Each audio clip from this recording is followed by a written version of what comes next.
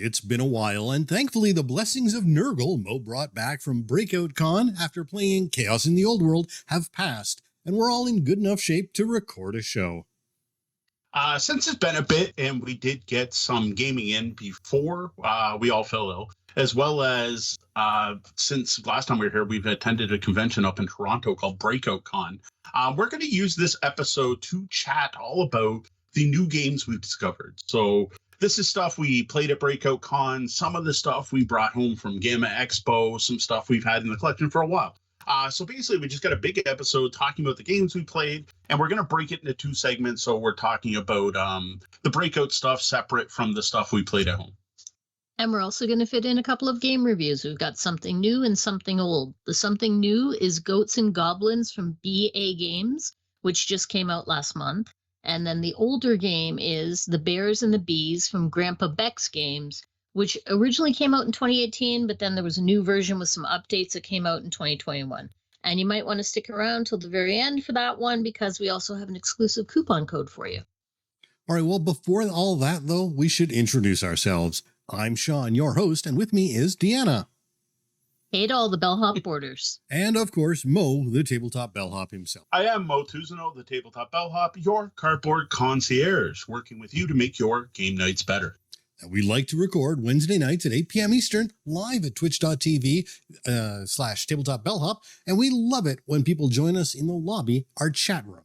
Welcome to all the folks who managed to join us tonight after our absence. We're going to pause here for a bit of housekeeping. First up, disclosure. Wherever you're watching or listening to this, any links you see are most likely going to be affiliate links. Whenever you use one of our affiliate links, it costs you nothing extra and does help to support the show. Speaking of supporting the show, I'd also like to point out that this episode exists in part due to the support of our amazing, awesome Patreon patrons, especially all those that stuck around while we were quiet.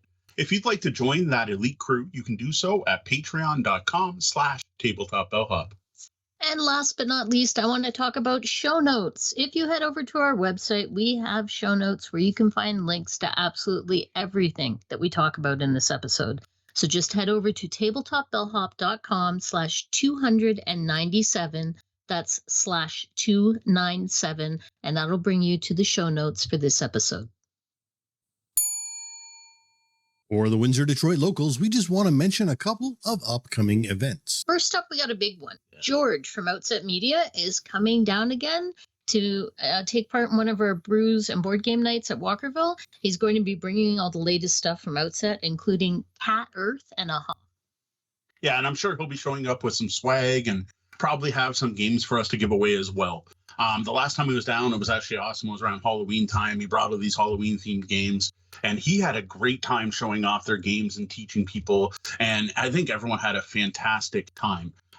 So he's going to be coming down again. That's a week from Thursday as of today, or if you're listening to this episode when it drops, it'll be this coming Thursday. And that's happening Thursday, April 23rd from 5 till 9 at the Walkerville Brewery. And then we have one more big thing coming up, and that's that we just booked a pop-up board game cafe at Hidden Trail for Sunday, April 26th. And that's to make up for the event that we had to cancel earlier in the month. So the big reason you should be excited about this is going to be the first chance for local folk to check out some of the awesome stuff we brought home from GAMA Expo. We've got a lot of awesome stuff we brought home that we're really excited to share with the local community. So you're going to want to come out to that one. And as usual, we will have coffee, hot chocolate, and treats from Black Sage Bakery to give it that real cafe feel. And if you're wondering, what is Black Sage Bakery? That's Auntie Aldo. It's just rebranded. So you same Alex with the same delicious stuff. And finally, just a reminder that you can find out about all of our upcoming local events if you go to tabletopbellhop.com/local. The Tabletop Bellhop team is all about answering your gaming and game night questions. And tonight, Mo and Deanna are going to be answering the first question they heard when they got back to Windsor a few weeks back. How was Breakout Con, and what did you play? I gotta say, it was pretty great. Now, I really dig Breakout, and I could go on. We probably could do an entire episode about Breakout Con, but because Breakout Con is a regional con held in Toronto, Ontario, and the majority of our listeners are actually in the U.S. Hi, U.S. friends. I don't want to bore the majority of you with too many details on Breakout itself.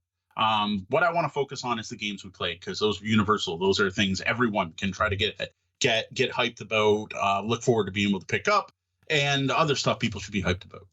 Now, what I will say is this con's awesome. I love it, and I think more Ontario gamers should try to attend. People in New York State and Buffalo area should be trying to attend. Like, honestly, if you're like 2 to 3 to 4 hours out, you probably want to check out this con. Now, it did get better than the previous year. It's now 4 days instead of 3, which was cool that we made it for the extra day. They extended it enough that it now takes up another floor of the Sheridan Center. So it's now bigger than it was before. And then they address some of the issues we've had in the past, like the noise in the RPG room, by spreading that out into multiple different rooms. Breakout was better than it ever has been. Now, one warning, there are different types of cons, right? There's gaming cons, there's consumer cons, there's trade shows. GAMA, we talked about last episode, is a trade show. You go there, it's B2B. Gen Con and many of the PAXs are very much consumer shows where it's publishers trying to sell you games. Well, this is a gaming con. It is about playing games. It is not a consumer-focused con. There aren't a lot of vendors. There's not much to buy. You go there to play games with other people. And one of the cool things is what they do get instead of game publishers and vendors is they get guests. My gosh, they get the biggest, best guest list, especially in the indie RPG scene, but also in the independent Canadian board game designer group. You just get a bunch of amazing names in the industry. I didn't count the number, but it was like you just keep scrolling. It took me like 45 minutes to read through all the ones and try and figure out who was where and if I wanted to see them.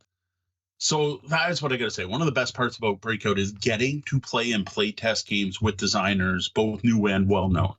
But I'll get to that when I'm talking about the individual games. So, yeah, I mean, we traveled 4 hours to go to Breakout Con, and it was worth it. I would say if you're in Ontario or, you know, close enough that you would think about making a trip to Toronto, you can head over to Tabletop Bellhop, the Discord at discord.tabletopbellhop.com, where Mo has been sharing tons of pictures and much more info about Breakout. Yeah, if you want more details, head there. You can ask questions. We'll tell you anything you want to know about Breakout Con and why we think you should go.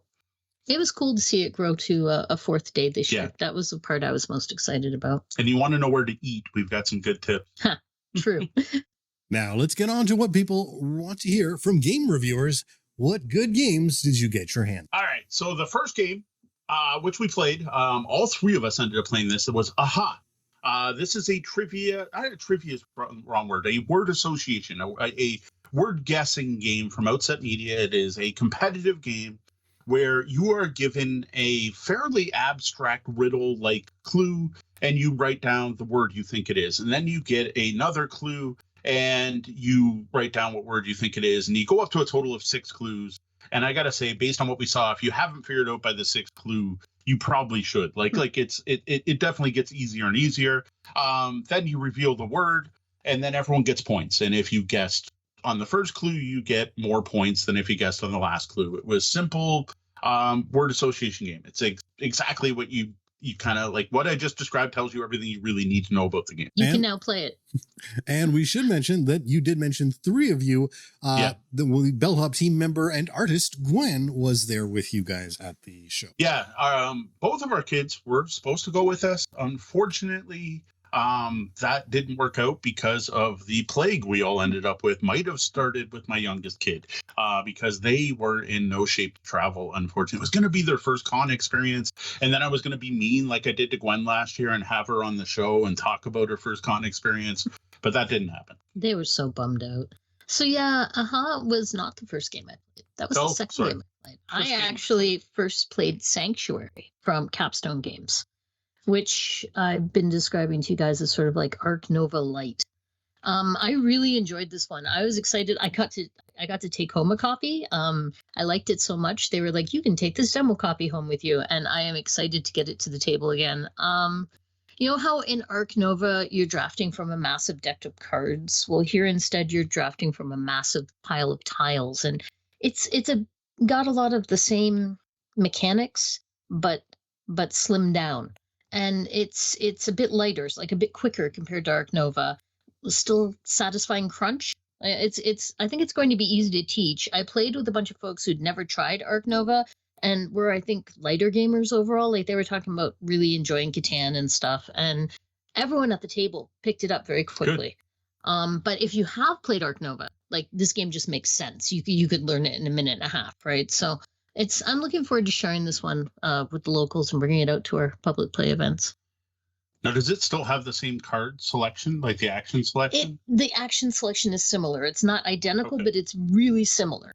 And you just build the zoo out of the tiles Yeah. instead of placing it on maps. Yeah, cool. All right, next, I probably should have ranked these better. So I was talking about this last, but I just kind of went mostly chronological. But like, I'm going to talk about the best experience I had at Breakout Con, nice and early. So still tune in because you get to hear what Sean, what D has to say, and get to hear about the games we played later. But I happened to come up to a table, and there's a room where all the scheduled events are. And there's a couple publishers in there showing off their games. Like we talked a lot about BS games and Sonoda on our last Breakout episode. They're always in there. And I walked in there and someone had set up Freedom the Underground Railroad. And they were laying things out. And I walked up and I'm like, I need to play this game. And they're like, oh, are you scheduled to play? And I'm like, no, unfortunately, I'm not. He's like, well, I got a game starting at noon. It's full, but if someone doesn't show up, you can have the spot. I'm like, awesome. And that's something you do at Breakout. I don't know if Origins has wait lists and stuff. That's how I got to play Sanctuary. But yeah, that's often at Breakout the best way to play a game. Pro tip is show up to a scheduled event and see if someone doesn't show up so you can steal their spot if you didn't pre-register. So I sat and waited. Sure enough, they ended up having enough spots, which was awesome. And then the gentleman I met introduced himself, and it ends up he was the designer, Brian Mayer, the designer of Freedom the Underground Railroad. And what he was actually there showing off was a new expansion for it. Not even just showing it off, but he was running playtest sessions.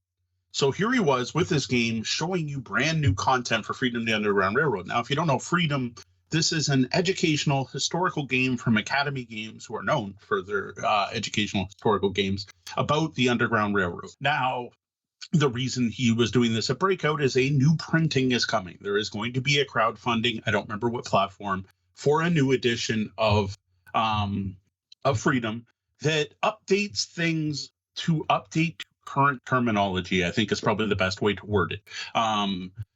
So just kind of updating it with the things we have learned in the last 6 years since the game came out on proper ways to approach that subject. But in addition to that, are these going to be these expansions? Now, these expansions are going to use the Final Girl format, which is really cool if you know that game. It's a cooperative horror game where you're playing the last survivor trying to defeat, the evil baddie. So what's going to happen is you will buy like one box set, which looks like a book, and it's going to have 2 stories in it. Now, each story tells a real-life historical tale of an actual freedom seeker, and that becomes part of the game. Now, I'm not going to get into the details of how it integrates, but it integrates and gives you new goals in this cooperative game.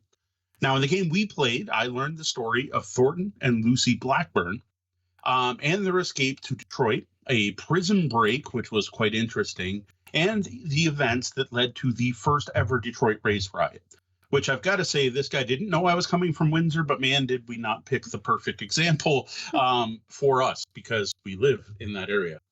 Now, I loved this because they took Freedom, which by design is very abstract, high level, to try to handle the subject matter appropriately.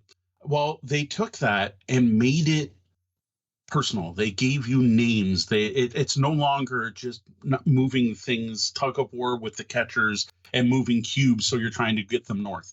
Now we got to hear the real story of 2 people in the particular expansion I had. And man, did that increase the impact of this game. That's fascinating. I think when we were talking about this before, you said that the game balance was impacted a bit. Yeah, so one of the problems by adding these in is one of his goals is he wants you to learn this story, right? Like he wants you to play through and he wants it to feel tense, but it actually makes the game easier. So there's the thing with cooperative games, and we talked about this on the show many times. We talk about cooperative games where a good cooperative game needs to be difficult. If you can win all the time, it's not fun. The most fun cooperative gameplays are those ones where you almost win and then you're like, we got to try again, right? Well, now it's become easier to win. But now it matters. Like you're learning more. There's more of an impact. Like there's more of a feel. You feel like you're saving real people and you're taking actions and you're learning about a real thing. And the designer said, what's the compromise? I would rather people have a more impactful emotional experience and an easier game than a harder game that doesn't tell as good a story. And I think it's an interesting design decision, but I agree with his choices. Well, I also agree with his choices. That's why I brought it up so you'd mention it again. Well, and this game, of course, is of particular interest to those in Windsor, which as a city has a deep, powerful connection to the Underground Railroad due to both its proximity to Detroit and just its southernmost position within Canada. As the sort of the first place you're going to go to if you need to get out, if you're going north and need to get out of America. So long history of that here. Yeah, and this particular story did have the Freedom Seekers escape to Windsor. That was the end of our story, though they did not escape together. You'll have to pick up that expansion to learn the full story, or just, Google their names and you can probably find it. It was Thornton and Lucy Blackburn. Next up, Deanne and I, there's a big board game room with a library produced by TABS, which is the Toronto Area Board Game Society. We decided to try out Dorfromantik. That's DORFO. Whatever. Dorf. It's spelled a little weird. It's DORFROMANTIK, which is basically like city love, like loving cities. There is based on a video game, highly popular video game. I haven't played the video game, so I have no idea if it's similar at all. I think they're both based on building villages and cities and connecting things, based on the name of the game. Now, I wanted to try this because this won the Spiel des Jahres. I couldn't tell you what year, fairly recently. And ever since it won, I'm like, oh, what's this game? It won the Spiel. I want to play every game that won the Spiel. I own most of the games that won the Spiel because they tend to be good. There's a reason they're winning. So this is a tile-laying game with hexagons. The hexagons feature up to 3 different terrain features, as well as rivers and roads. Rivers have to go together, roads have to go together. The rest, though, you don't have to Carcassonne properly. Like, you can connect them, you may not want to. Most of the tiles, half of them, just have these features on them. The other half the tiles, they'll have scoring. And what happens, you'll draw like a city, and there'll be a square, and you draw a random numbered shit. And that becomes how many city tiles you want to connect to score that tile. And when you do, you get to keep the chit. And then you put out a new scoring tile. And the way it works is always at least 3 scoring tiles in play. It's pretty simple. It's just a matter of drafting tiles and placing them onto a growing map, I guess would be the word you'd use. But what's interesting is that it's a legacy pseudo campaign the game where you unlock stuff. I would say legacy. Legacy? I would not say legacy because legacy to me means that I changed it in some fashion, right? Right. Yeah, you're not changing anything in this game. So I guess a campaign game. It's like video games, really, more than anything else, where you're unlocking things. You unlock things. And what I will say is it was nice because you could reset it. It had been reset to the start state for us to play it. And when we were done, we reset it again for the next person. And all it is the first game you play, or every game you play, you get points. And you look up your points on a chart for how well you did. And then you get like unlock points. And then you have a map with a bunch of little bubbles on it. And it really reminds me of Dice Kingdoms of Valeria. Check out our review, because you're filling in these little circles and then eventually you reach places. When you reach places, you open a box, you get new stuff. And I'm going to spoil the first box because the first thing you then unlock are achievements, which is something other way to unlock stuff. And it's just a matter of like surround one tile and score all 6 sides. And you're like, so you're earning these points to fill in this map to unlock stuff, as well as completing achievements to unlock stuff. And what was awesome about this is it gave the game onboarding.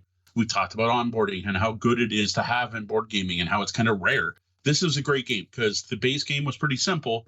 And like the base game was simple enough that I may not have been interested to keep playing.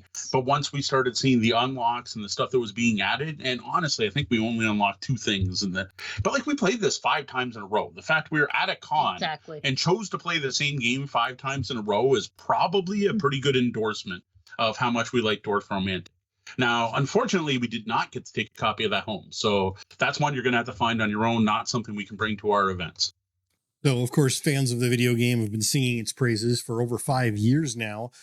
It was the Golden Geek of 2022, Spiel des Jahres of 2023, and then a number of other awards following in 2024. But yeah, it's the 2023 Spiel des Jahres winner. exactly the things I was going to say is that it did seem a bit simple at the basic rules, but then it kept unfolding, right? And then again, we played it 5 times. So obviously, and we would have played it a 6th time, but the board game library room was closing for That's the true.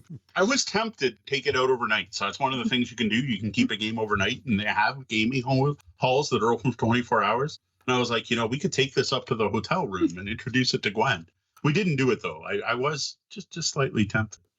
Honestly, this is a game now. If like we walk into a FLGS and I have spare money on hand, I would buy this game. Yeah, it's pretty good. I would. All right. Speaking of playing games with designers, next one I played was Rowdy Partners. This is from Capstone Games. Now we actually brought a review copy of this home from GAMA Expo, so I was already kind of excited about this because where we live, trick taking is huge. If you're fans of the show, we talk about trick taking a lot. We grew up playing trick taking games. We love trick taking games. We probably covered more trick taking games than any other genre of game, except maybe 2-player games, but close. Well, we hadn't had a chance to actually crack open our copy of Rowdy Partners yet. So I'm like, well, here's a chance. The designers are here. They've already said, come on over. Don't worry about having a scheduled game. We'll play with you anytime. So I sat down and played Rowdy Partners with the 2 designers as well as someone else. Now, these designers are Jason Hager and Darren Reckner. And I just got to say, a couple great guys. Like, they're just fun to hang out with and chat with. Ended up spending a lot of time at the con, just kind of sitting chatting with them when I wasn't playing something. Now, the game itself, wrestling-themed trick taker, absolutely fantastic. Like, since that first play, I'm addicted to this game. I played a 4-player tag team match then with the designers. Then later during the con, I brought Deanna over and we played. I taught her 2-player how to play. Like, I looked up in the rule book myself. Designers were off somewhere and we played. When we got back to Windsor, the first time I saw Sean after getting back, I introduced him to Rowdy Partners. And this is the thing that it's good at 2. It is a trick taker, and it's good at 2. That part there shocked me. That and just how much it really did capture the wrestling theme. Yes. And without getting into too much detail, again, if you go to the con coverage section of Discord, I went into a little bit more. But what works really well in this is that wrestling theme. So the cards are number 1 to 8 4 suits, but each card represents a move, like what you're trying to do, right? And while the 1, 2, 3s are all like quick, easy moves, little jabs, whereas like 8's going off the top rope.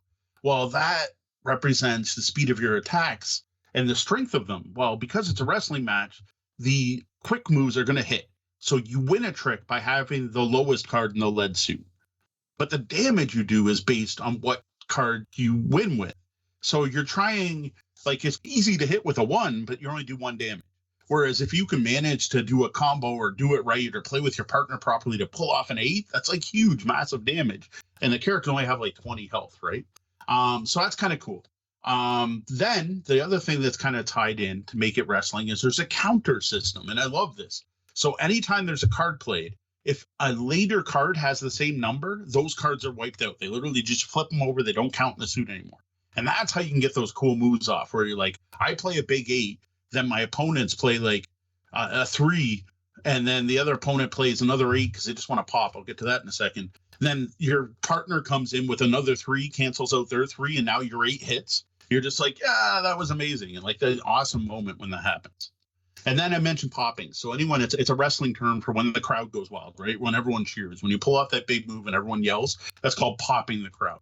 Well, in this game, it uses popping. And what happens is you take your 2 wrestlers' boards and you put them together. And that makes a unique pop track that'll be different depending on every pair you do. And every time you play a big card, a 6 or higher, you move up that track. You pop the crowd. So even if your 8s don't hit, you get the crowd to pop. And then when you pop the crowd, that's how you earn like tokens to do additional damage. You can get these cheat tokens and you can unlock special moves. And the neat thing is when you play 2-player, you're not in a tag team. Instead, you have a manager. Yeah. So you put the manager together with the other one and make a pop track. And that acts a little differently, but it's very cool. Well, the pop track works the same. With the manager, you also do like a pyramid solitaire thing with half your cards. So half your hands on the table, and you can only access certain cards. Again, I don't want to get into much detail. We're going to give a full review of this one. For the locals, we're going to be showing this game off. Like, we love this. Make sure you check it out. Yeah, check out Rowdy Partners. Like, honestly, that is a fantastic game. Yeah, having played this one myself now, it is remarkable how much wrestling action you can get in a trick-taking game. It feels like a wrestling match. They nailed it. Now, ironically, next game I played was also about tag teams. It's called Tag Team. Now, it has nothing to do with wrestling. In this particular case, it's a tag team battle where different characters are trying to. It's a dueling game. It's a card-driven dueling game. One player is trying to knock the other player down to 0 health. So in this case, you're trying to knock one of the two people you're fighting with. So you got a tag team of 2 characters. If one hits 0, you lose. Now, we mentioned this one on last year's GAMA Expo coverage. So what this game is it's a dueling game, but it's an auto battler. Well, what's that mean? Well, in an app, you don't have to hit any buttons in an auto battler. You just set up your stuff and let it go. Well, it's kind of what this is. What it is each player has your characters. You get a deck of cards for each player. You mash those together, smash up style, put that to side, and then you have 2 cards left. It's 2 starting cards for those characters. All you decide which card goes first. What move do you want to do? Which of your characters in your tag team are going to go next? Go first. Both players decide that, put the cards down on the table, flip them over, see what happens. Flip over to the next card, see what happens. You're done. You've done the first round of the game. Next, take 3 cards from your deck. Pick one of those to put into your deck. The others go on the bottom of your deck. Now, you have to decide where that cards go. You can't change the order of your deck. So you have it in that set order. You can now put a card in the front, in the middle, or at the end. Do that. Then both players do it. You flip it through. You see what happens. Draw 3 more cards. Add another card to your deck. But again, you can't change the order. You got to slide it in there. And what this ends up being is this rock, paper, scissors, tug of war. It's neat because you're trying to remember what cards your opponent already has in play and trying to guess what order they're going to come out in. Am I going to get this in before or after that? I want this to go off just after they do this. That you're trying to guess at that. Yeah, There's exactly. a bluffing aspect there. There's bluffing. There's trying to predict what your opponent's going to do. There's once we didn't get to this level where you know the cards, but knowing your opponent and what moves they can do, if they have lots of defense or not. It was just really fascinating. Like the game itself, the mechanics were war. Like literally, you're just flipping cards. Who has the highest card wins, basically. It was awesome. It sounds super simple, but and I gotta admit, the first turn you play, you're like, all right, maybe your first 4 cards, you're like, all right. But once you get to a game that's going really good, and you got 10 cards in that deck, and you're like, okay, they're gonna attack on turn 2. I counter that one, then these 2 happen, and I'll get my defense up. Now I know they got a new card, so I think if I put an attack here, I should hit them. And then you go and it ends up they put a card on the top of their deck. Everything shifts by 1, and you're off. It's so good. It's war, but you get to stack the deck. Yeah, exactly. I almost wonder if you could make a playing card version of war with this, with drawing cards. I almost wonder if that's where this game started. Now the other thing is, of course, this game is super asymmetric. On a dice thrown smash up kind of level. I don't know how many characters come in the box. It's behind me. I could grab it off the shelf. I'm not going to bother. Something like 8 or so. Now, interestingly, I said we saw this game at GAMA Expo. Well, that's a base game. It ends up at Breakout. We are actually getting the first look in Canada at the Arthur's Legacy expansion. They had a prototype copy there, and they were actually making some design notes based on feedback as we were playing and as other people played the game. Now, having never played the base game at that point, I couldn't tell you how good this expansion is, but this is the kind of game where new characters are just good. Like every new character exponentially adds new combinations to the game.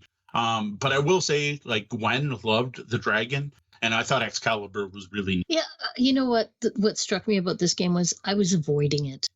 I had no interest in this, and it was for lack of anything else to do at the time. We ended up sitting down to play it, and then I was like, "Oh, I'm so glad you showed me that game." Well, I told you, I'm like, you got to try this one.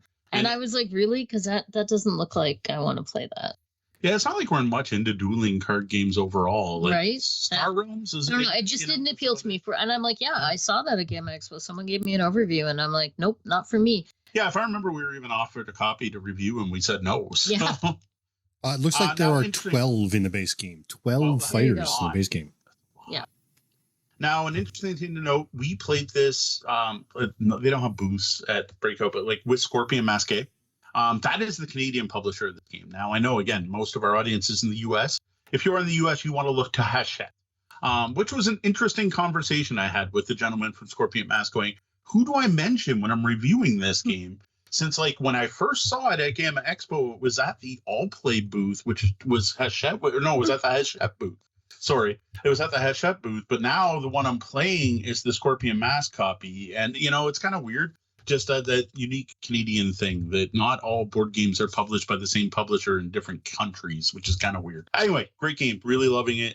This is another one locals you can expect to see at our upcoming events. Sticking with Scorpion Masqué, next game we played is Zenith. All Play in the U.S. That's where All Play came into my head.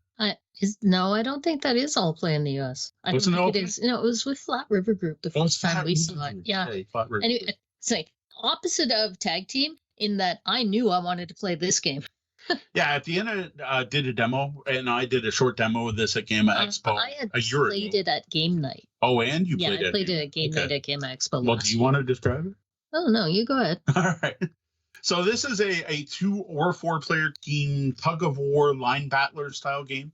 I would say it is probably the most involved version of that like battle line shot and totten style game.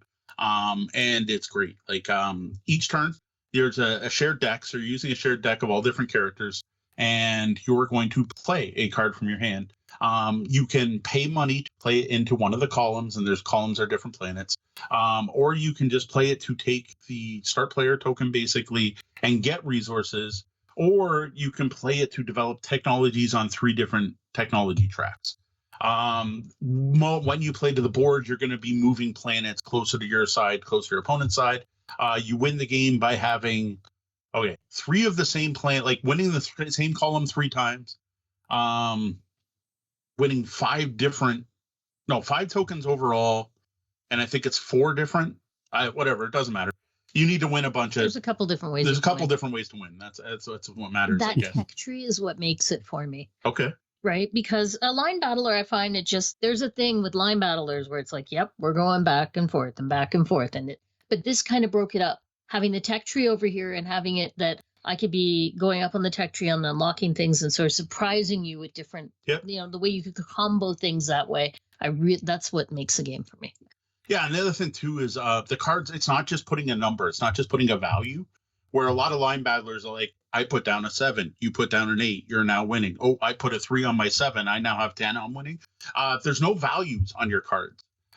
Instead, they're going to pull once towards their color, whatever color they are, but then affect other things. Mm-hmm. And that's what it was, is many of the cards pull other planets towards you, but other ones let you go on the tech track. Other ones give you money to buy more cards. And the cards were much more interactive, and every single card in that game is unique. Now, I'll admit, I think there's a 4-cost card in each color that just moves the sun 1, but they're still unique. Like, they're all different. And it's that combination and the fact how much start player matters, because that affects your hand size. It is just a really, really good line battler, tug of war, whatever you want to call that style of game. I've only played it twice now for 2 full games, but I just feel like I'm not going to get sick of it. Like, for line battlers, like, I like Lost Cities, but I could never play that again because it's done, right? Like, I did it. That was fun. It was good. But this, I feel like I'm not going to get sick of it. There's enough variability there. Interesting. You keep calling it a line battler, and Board Game Geek just calls it area majority. Yeah, but I don't call that when you have to pull it all the way, and then when you win it, you battle it again. To me, that's not area majority. I don't think Board Game Geek has the definition of line battler. And I got a Nashville board game guy, awesome dude. He's on Instagram, is the one who coined that term for me. Using it to describe the game Tug of War from. Well, they do call it Tug of War, but it's hand management. Okay. Hand management, area majority, tug of war. It's not majorities though. Well, it's a tug of war, that's for sure. Yeah, it's definitely a tug of war. I don't know. It's one of those slightly hard to define because you don't just keep the thing on your side, right? You're trying to win the wars over and over and over. I guess that's get it to your end and it resets. Yeah, and then it resets. The first person to do it gets a point. Anyway, we're getting into way too much detail. We'll be reviewing Zenith eventually, and check that out when we do that. Next up, Gwen and I tried out Cat Earth from Outset Media. This is a silly game with a flat board, because this will be Flat Earth, Cat Earth, right? That's the pun. The board sits on top of the box, boop style, and it's got this grassy square grid on it.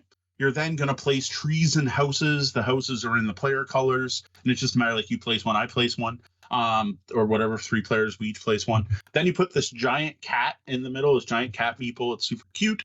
And then each turn, players get a hand of cards and play cards to move the cat. And the goal is to use the cat to push your opponent's houses off the board. That's pretty much it. Cute theme, cute components, fun to take that gameplay. I think it's the kind of game that'd go over really well with families. I think like kids would love this, the cute moving the cat and knocking things off.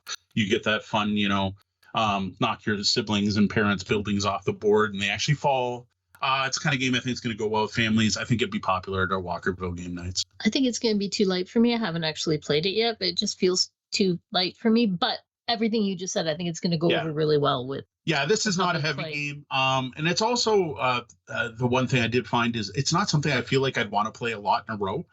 Little kids, sure, maybe would love playing this over and over, but it does like it there's not a lot to it. You got to learn the whole game. I just described it to you. There's no random cat powers. There's no asymmetry.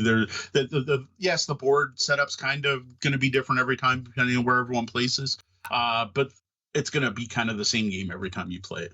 Now, we do have some young kids who come with families at Walkerville, and this is the game that they are probably going to want. They like Boop. They like they like the cats pushing things off of that's the sort of game that has been attracting certain families and certain age demographics, and this is another one where I see them come in the door and I'm gonna say, hey, I think I've got the game for you. This did our job. Next, one of the guests who's at Breakout Con all the time is Canadian game designer Eric Lang. I'm sure you have probably played something Eric Lang has designed over the years, even though you may not realize it. Though he does have some very popular ones most people have played. I got to watch him take out one of the first 1,000 copies ever printed of Chaos in the Old World, a legendary long out of print Warhammer game from Fantasy Flight Games.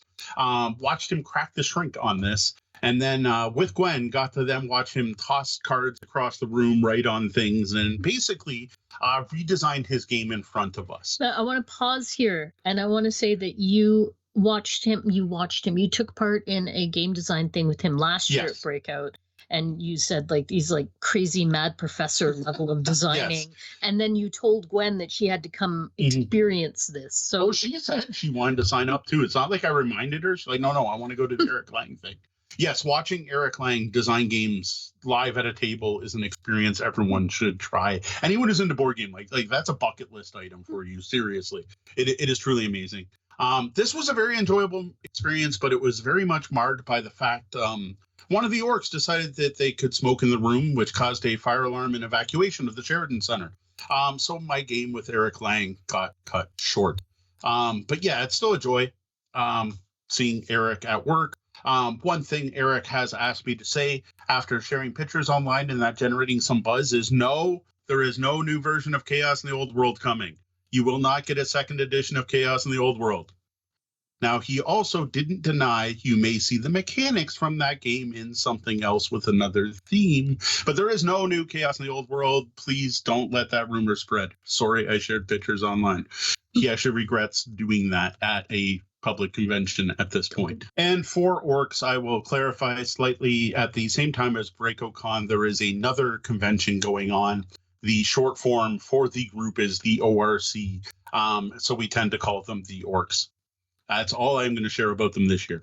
Now, at one point near the end of the night, we had some time to kill before meeting up for some folks for dinner. And we played Oh My Pigeons. This is a game I never would have touched with a 10-foot pole. Nothing against it, just like totally didn't interest me. But it was free. So Ravensburger kindly donated thousands of copies of this game. There was pyramids of them at the front desk. And we were like, nah, it's okay. We don't need a copy. And then we were like, we've got some time to kill. There's no games around. You know what? Why don't we take the pigeon game? Yep. We'll open it up. We'll give it a shot. And all I'll say, it's a stupid, fun game. Okay. No, I'm going to say it because we're opening this and it's got this cute little plastic pigeons in there. And we're like, oh, okay, but it's not those are going to get lost. And we're like, yep, but it's not a flicking game.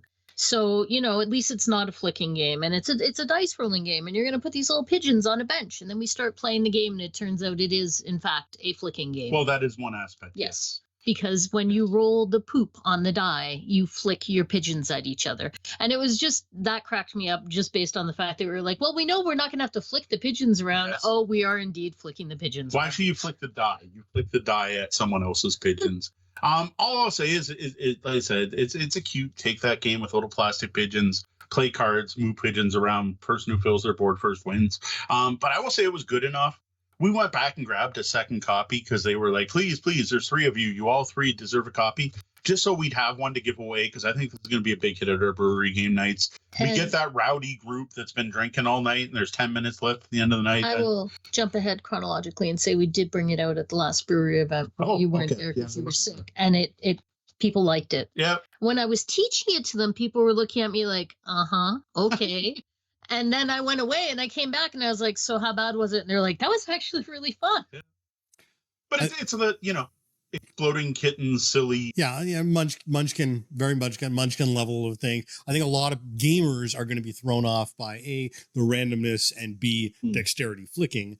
But at a public play event with adult beverages, there's a different kind of vibe sometimes. I agree. All right. Next up, Deanna and I randomly tried a game called Legions. It's an Abyss universe game. I think we grabbed it because it was play to win. I don't know. Yeah, the box it was. Cool. It was on the play to win too. Yeah. Kind of a random find. This is another card-driven line battler. Did not have the best rule book, I will admit. That was a little rough. But it looked cool. Like, the art is really good in this game. Like, really unique universe. And I know Abyss won best looking game multiple years in a row. So Abyss is one of those games where they didn't put the title of the game on the cover and they released multiple boxes with different art. I don't know if Legions has that, but I got to say the art in Legions was really cool. This was 5 areas. When you had majority, gives you a special ability as long as you maintain that majority during the game. End of the game, each area was worth different points for who controlled it. So that was some of the unique stuff. There was an initiative system where the lowest card played determined who got the place. So if I played the lowest card, I get to put mine. Then my opponent got to draft a card, and that determined which column they would attack. When you attack that column, you just flip all the cards. They're now gone. But then later, if you played a card to an area with flip down cards, you could revive one of them. I think it was I forget, resurrect's not the word. Whatever. You could bolster them. And then there was this whole thing where if you had 3 face-up cards in an area, or had 1 face-up card in all 5 areas, you got to recruit these heroes. And then you did this thing where you took some of your people off your lines and tucked them, and then they were guaranteed points at the end of the game. So then at the end of the game, the only thing you actually scored were your majorities and your cards tucked under your heroes. I think that pretty much summarized the entire game. And it was okay to good, like possibly even better, but it was really fiddly and just weird, non-intuitive. I did not enjoy this game. We played it twice. You wanted to play it a third time. I did not. I found it dead boring. It was not keeping my interest. And we did have to reference the rulebook a lot. I brought up a digital copy and you had the pphysical copy, and we were trying to see who could find the information first. So yeah, but I felt like even once we had figured it all out and ironed out the kinks, there wasn't enough game there for me. Fair enough. Yeah. Now, honestly, to me, this is a game for line battler fans. If you want a line battler game with more complexity and twists and a lot of more tug of war than you usually have, you might want to check out Legions. But having just played Zenith earlier in the day, I was just kind of why would I play Legions? I can go play Zenith again in the Scorpion Masquerade room. See, yeah, and I had played another line battler with Gwen earlier in the day, another play-to-win game, and I didn't even write down the name of it because I wasn't going to... No, I'm going to tell you why. I have it in my phone. I didn't like the game, so why trash it? Yeah. Right? So I was like, I did not enjoy this game.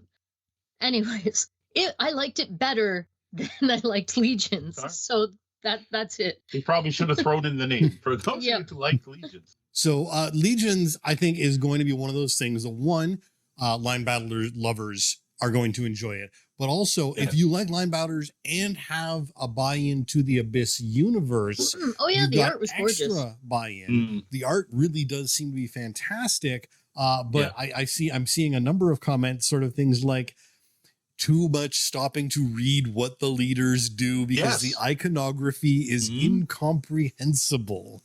Yeah, that sums it up. Yeah. That's more negative than I chose to be, but accurate. All right, next up, more game redesign with Eric Lang. Best experience I've had playing with Eric Lang. This time it was one of his classic games that no one's heard of. It's published by WizKids and it's called Trains and Stations. Have you heard of it? No one at our table had, nor anyone who walked by. This is a game where WizKids hired him, told him, give us a Spiel winner. And he went, okay, I'll see what I can do. He came back with rough notes 1 week later, and they said, yep, this is the game. Give us final prints by next Thursday. So Eric Lang tried to design a Spiel winner in under 2 weeks. As expected, it had promise. Like there was some solid stuff here, but the game was a hot mess. Plus, once WizKids got to it, they decided it needed to be more complicated, which is not a Spiel. That's a Kenner Spiel, but that's a different story. And if you ever see Eric Lang, feel free to ask him about it. Well, myself and 3 other players got to see Eric completely recreate and fix this game, because Eric's original idea was Yahtzee meets Ticket to Ride. Well, we got to see the game go from this fiddly, complex engine builder that had dice into it to a game that I would call Yahtzee meets Ticket to Ride, or Ticket to Ride Yahtzee. It could probably be sold 2 Days of Wonder as Ticket to Ride Yahtzee.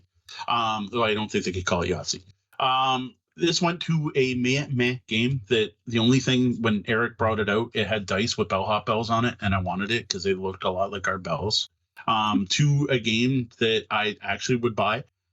Even if I didn't know Eric Lang was the designer, even though I'm not a huge Ticket to Ride fan, this is a game I would have played. Like, we got to see the full process, lots of tweaks, multiple restarts, and then played a full game with the new rules, which I won, which maybe biases me. I don't know.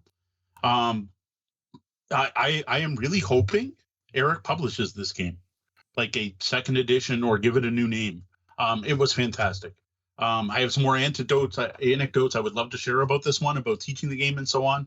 But all I got to say is, like, if you have a chance, I don't understand this. Here I am signing up to play with Eric Lang, and the event wasn't full. Like, when Gwen and I signed up to play Chaos in the Old World, again, we were the first 2 people to sign up. No one else had signed up. One of the organizers ended up joining in this because it wasn't full. I'm like, if you get a chance to play a game with Eric Lang, play a game with Eric Lang. Like, watched his creative process. It doesn't matter what it is. He's just amazing to play with. And don't be scared, right? Like, I think most people are starstruck. They're just like, well, I'm not comfortable. Like, dude's super approachable and humble, and like, he loves it when you geek out about his games. Like, just do that. If you ever go to a convention, see Eric Lang and you can do it, do it. I feel like a lot of people are not starstruck by Eric Lang because they have no idea who Eric Lang is. They may recognize the name, but I'm willing to bet that the number of people who can look at Eric Lang and go, oh, I know you, and be starstruck is pretty small, even at Breakout Con. At a game convention, it's probably larger than you think. But it's not even that. It's when you're looking through the events, right? You like, that's how you're going to recognize a name. Especially Breakout, because you had... And I will say, designer of blah, blah, blah. Right. You're like, oh, I can play a game with the designer of Blood Rage and Quarriers and Chaos in the Old World and every million other games. You know what? I didn't go because I don't like Chaos in the Old World. Well, so going to see him redesign Chaos in the Old World sounded like an uncomfortable experience. And well, honestly, the second playtest was supposed to also be Chaos in the Old World, and he showed up with Trains and Stations and Quarriers, because he also thinks Quarriers is one of the best games ever that got messed up by the publisher. So yeah. So, okay, this cracked me up. Is they did this Trains and Stations game. I was not there. Mo told me about this. And part of it was he wanted to see how someone could explain the rules to someone else. So he asked Mo to explain it to someone who hadn't been playing the game. And Mo, in bellhop mode, explained the game from top to bottom, left to right. And he went, I didn't expect that. You remembered everything. How did you do that? That's not right. That's not what I needed you to do. And then a fan of the show, another Canadian designer, is like, no, don't worry. He's a reviewer. That's what he does. And I'm like, yeah, Eric, like, this is what I do for a living. Maybe you should. He's like, yeah, I shouldn't have picked you. I should have picked the other stranger to teach my game. Honestly, I could teach it now. I wish I had a copy, because, like, I could show you Eric's new version. Like, come on, it was a Yahtzee game, and before you had to pay coins to re-roll a single die. Now it's like, yeah, it's Yahtzee game, so you get 5 dice and you roll them and can re-roll them twice, because that's what a Yahtzee game is. And yes, Yahtzee is trademarked by Hasbro till all are one. All right. Those were all of the published games, or, well, I guess semi-published games in the case of Eric's games. One of the things I do like to do at Breakout Con, and honestly at GAMA Expo as well, is trying to play games in the prototype area. And there's a fairly large part of Breakout Con that is devoted to a proto spiel area, which is pretty awesome. So I played Sprouts from Mark Kratz. This is a quick playing card game where you're trying to play your cards to grow stock some plants so the plants get bigger, and you're trying to cap them off with flowers. And the neat thing is there's like this kind of push to your luck, help your opponent thing. So if I'm making a stem grow, I'm actually making it better for the next player, but I'm kind of hoping it comes back around to me. It was kind of neat. There were some special cards, abilities to prune plants. It was quite fun. The best part was just how quick, like we had 7 players and it was like just bang around the table really quick. It was like sprout, flower, sprout, flower. And that was fun. It was neat. Game still needed some work. I did provide some feedback. Like if you have a handful of sprouts and all you get to do is grow a plant every turn, that kind of sucks. And I had that like 5 turns in a row. Another one I played was called Survival of the Middlest. This is from BS Games. Now that's the pair that brought us Sonoda, which we were super hyped about last year. It's a dino extinction themed card game where you win by being the dino in the middle of a track. It has 2 valued cards, so every card you has size and speed. Everyone votes on what you're going to use, size or speed, and then you figure out which dinos move. Lots of bumping. Seemed like some cool ideas here, but it needed more work. Did you get to try that one? I know they had it out multiple times. No, I'm going to be honest, I dodged it. Okay, well. It didn't look like something I wanted to play. Yeah, it's not really yours type of game. The most fun game I actually played, like I enjoyed the other games I played, and like Freedom was amazing, but like just silly fun, was what they called at the time the stupidest game ever. Then someone pointed out calling something stupid is not good, so they were just calling it the sheep game. Someone else called it the tabletop rhythm game. So what this game is they in the game I played, there was this squeaky toy dog toy sheep that when you squeezed it, a bubble came out its mouth. And all you had to do was hit the sheep, and then the next player had to hit the sheep, next player had to hit the sheep, and just go around the table until someone screws up and misses the sheep, or the sheep gets knocked off the table. That was the game, but that was a lot of fun. And then when someone missed the sheep, the player to their left gets a point, which was in the form of a card that made it more difficult. So like one player had to go one hand, then the other hand, then the other hand, then the other hand. Next player had to count as it was going around the table. So 1, 2, 3, 4, 5. And again, if they missed their count, you called them out. I had to, whenever the game ended, go, no, like Darth Vader. And if I didn't, even if you were the one that screwed up, if I didn't go no, I was the one that the person next to me got the point. It was silly, ridiculous fun. Like and I guess it started because one of the designers was at dinner with his wife, and there was a ketchup packet on the table, and he punched it, and then his wife punched it, then he punched it, and his wife punched it, and he kind of punched it and slid it to the side, and she had to jump to punch it. They're like, this is a game. And well, honestly, like it's up there with, My Secret Society and other games like that. It was way too much fun. We had a crowd gathered. People kept joining in. People were laughing out loud. People were trying to punch the sheep sideways. Guns would have to be involved. Yeah, for you to like this game, right? You wouldn't play this game. But oh my God, it was so much fun. I am hoping that goes somewhere because they were trying out different toys. So I guess we were on a table with a tablecloth. The sheep was good because it rolled. But on a flat table, they had this like stuffed rat, and the rat would slide. And I guess the rat was the best thing ever. But they're like, oh, we don't have a table without a tablecloth here. So Kids Table board game was prototyping a game called Killing with Kindness, which is Manny Vega's newest game. But it's not just Manny; it's Manny and someone else. And it's got to be pretty new because it was a prototype, and they were taking playtesting notes on it. I can't find mention of it anywhere online. So I'm doing a disservice because there is a second designer associated with this game, and I don't know who because I didn't take a picture of it. I didn't get to play the game, but I sat there and watched a full teach because it was full and I couldn't get in, but it looked absolutely fascinating. And what it was is it's adorable art of these little like river creatures in cute Victorian clothes, right? Mice and stuff in Victorian clothes, going to an inn, and you serve them tea and cakes and whatever treats they like. It's very cute, and they're all going to stay at this bed and breakfast, and you want to get them in the proper rooms that they want to be in, and then they're happy. And you've earned kindness points, which you then use to help mitigate the evil Cthulhu beasties in the basement that are going to eat the guys that you just checked into the hotel. And you're going to be getting points by making sure they get to eat the ones that they want out of the right rooms. So you're actually getting points for the monsters and the kind. Like it's both. You're doing both.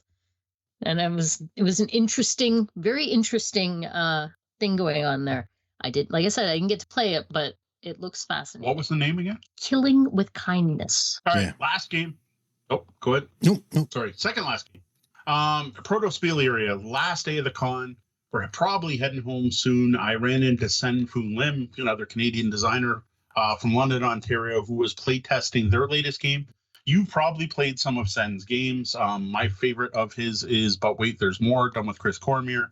He's also, him and Chris were the Bamboozle brothers. They did Junkart. He's got a lot of great games. Did they do that Scooby-Doo one? Yeah, they did the Scooby-Doo Escape Room, Coded Chronicles. He's the designer behind Cats Knocking Things Off Ledges. Sen is just awesome person, makes good games. So I caught him playing a game where they were drawing with thin chains, like necklace chains, really thin chains of different colors and lengths. The game is called Chain of Evidence. It's going to be a cooperative game where you're making these drawings out of chains. And you get this, he's working with an engineer, and I've been trying to find the engineer's name. I even wrote Sen, but he didn't write back to ask the engineer's name because he's the co-designer who has 3D printed this thing where you only see one clue, and then you hit this thing, and then you pass the next player, and they only see one clue, and then you pass it, they only see one clue. It's a neat, widget to make it so that you're only drawing one thing. So like the one game we played, I'm drawing, and I had to draw a wheel. So I tried to draw like a car wheel. The next person obviously had the word island because they managed to, using chains, make this like multicolored island with like a gold palm tree with the green things and blue water around it. Then the next person tried to do a skull and crossbones, and we're like, oh, okay. And then someone else just did a big blue wave, and we're like, all right, is the word at the end, is it pirates? And sure enough, it was pirates. Though my wheel, what was funny, Ship's wheel? It was a ship's wheel. So what was interesting, and this is what I liked about the game, is it kind of reminded me of Pictomania because there was this deduction element. So once I saw everyone else doing pirate stuff, I'm like, so I changed my wheel to be the ship's wheel. Instead of, I had this big fat black chain thing with gold in the middle, trying to do like a truck tire, because that's the wheel I was picturing. So I got to say, this game was just really cool. And I loved drawing with chains. It was so weird. Like, it's not easy. And like some people were doing the same where they're dropping it, where I was putting mine down and then kind of poke it and push it. It is so hard to get like the right shapes. And I liked it because it used a completely different skill set than just drawing with a pencil or with a dry erase marker. It makes me think of those cheesy little plastic games you used to get in the 80s. Exactly. With the dude's nose, yes. Right? That you move the chain around. It's the same type of chain. And then Sen was going on about how cheap it would be to produce, because I guess these lengths of chain are just like cents per like meter to get in the chain. He's like, it could be the cheapest game I've ever produced, and it's using metal chains. And I got to say, this looks awesome. So it's going to be called, right now, the name is Chain of Evidence. So that's one to watch for. Now, is it, when you're talking about the chains, is it the little round ball chains or is it actual little links? No, links. Oh, okay. Links. Because that Links kind I would like probably... I have pictures of it. Yeah, that kind I would probably put in my hand and like pour out, treat it like sand almost. Yeah, that's how the person that's who probably did the how island I was would doing. I would want to go with that one. Yeah, though they're short. Like the longest ones maybe 3 inches. Right.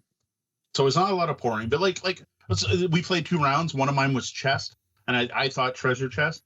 So I'm like, give me all the gold chain, and I just piled it on top of a black box, basically. And that was part of the game too. It was like, oh, can I use your blue? And like the biggest part was that deduction, right? It's the same reason I love caution signs.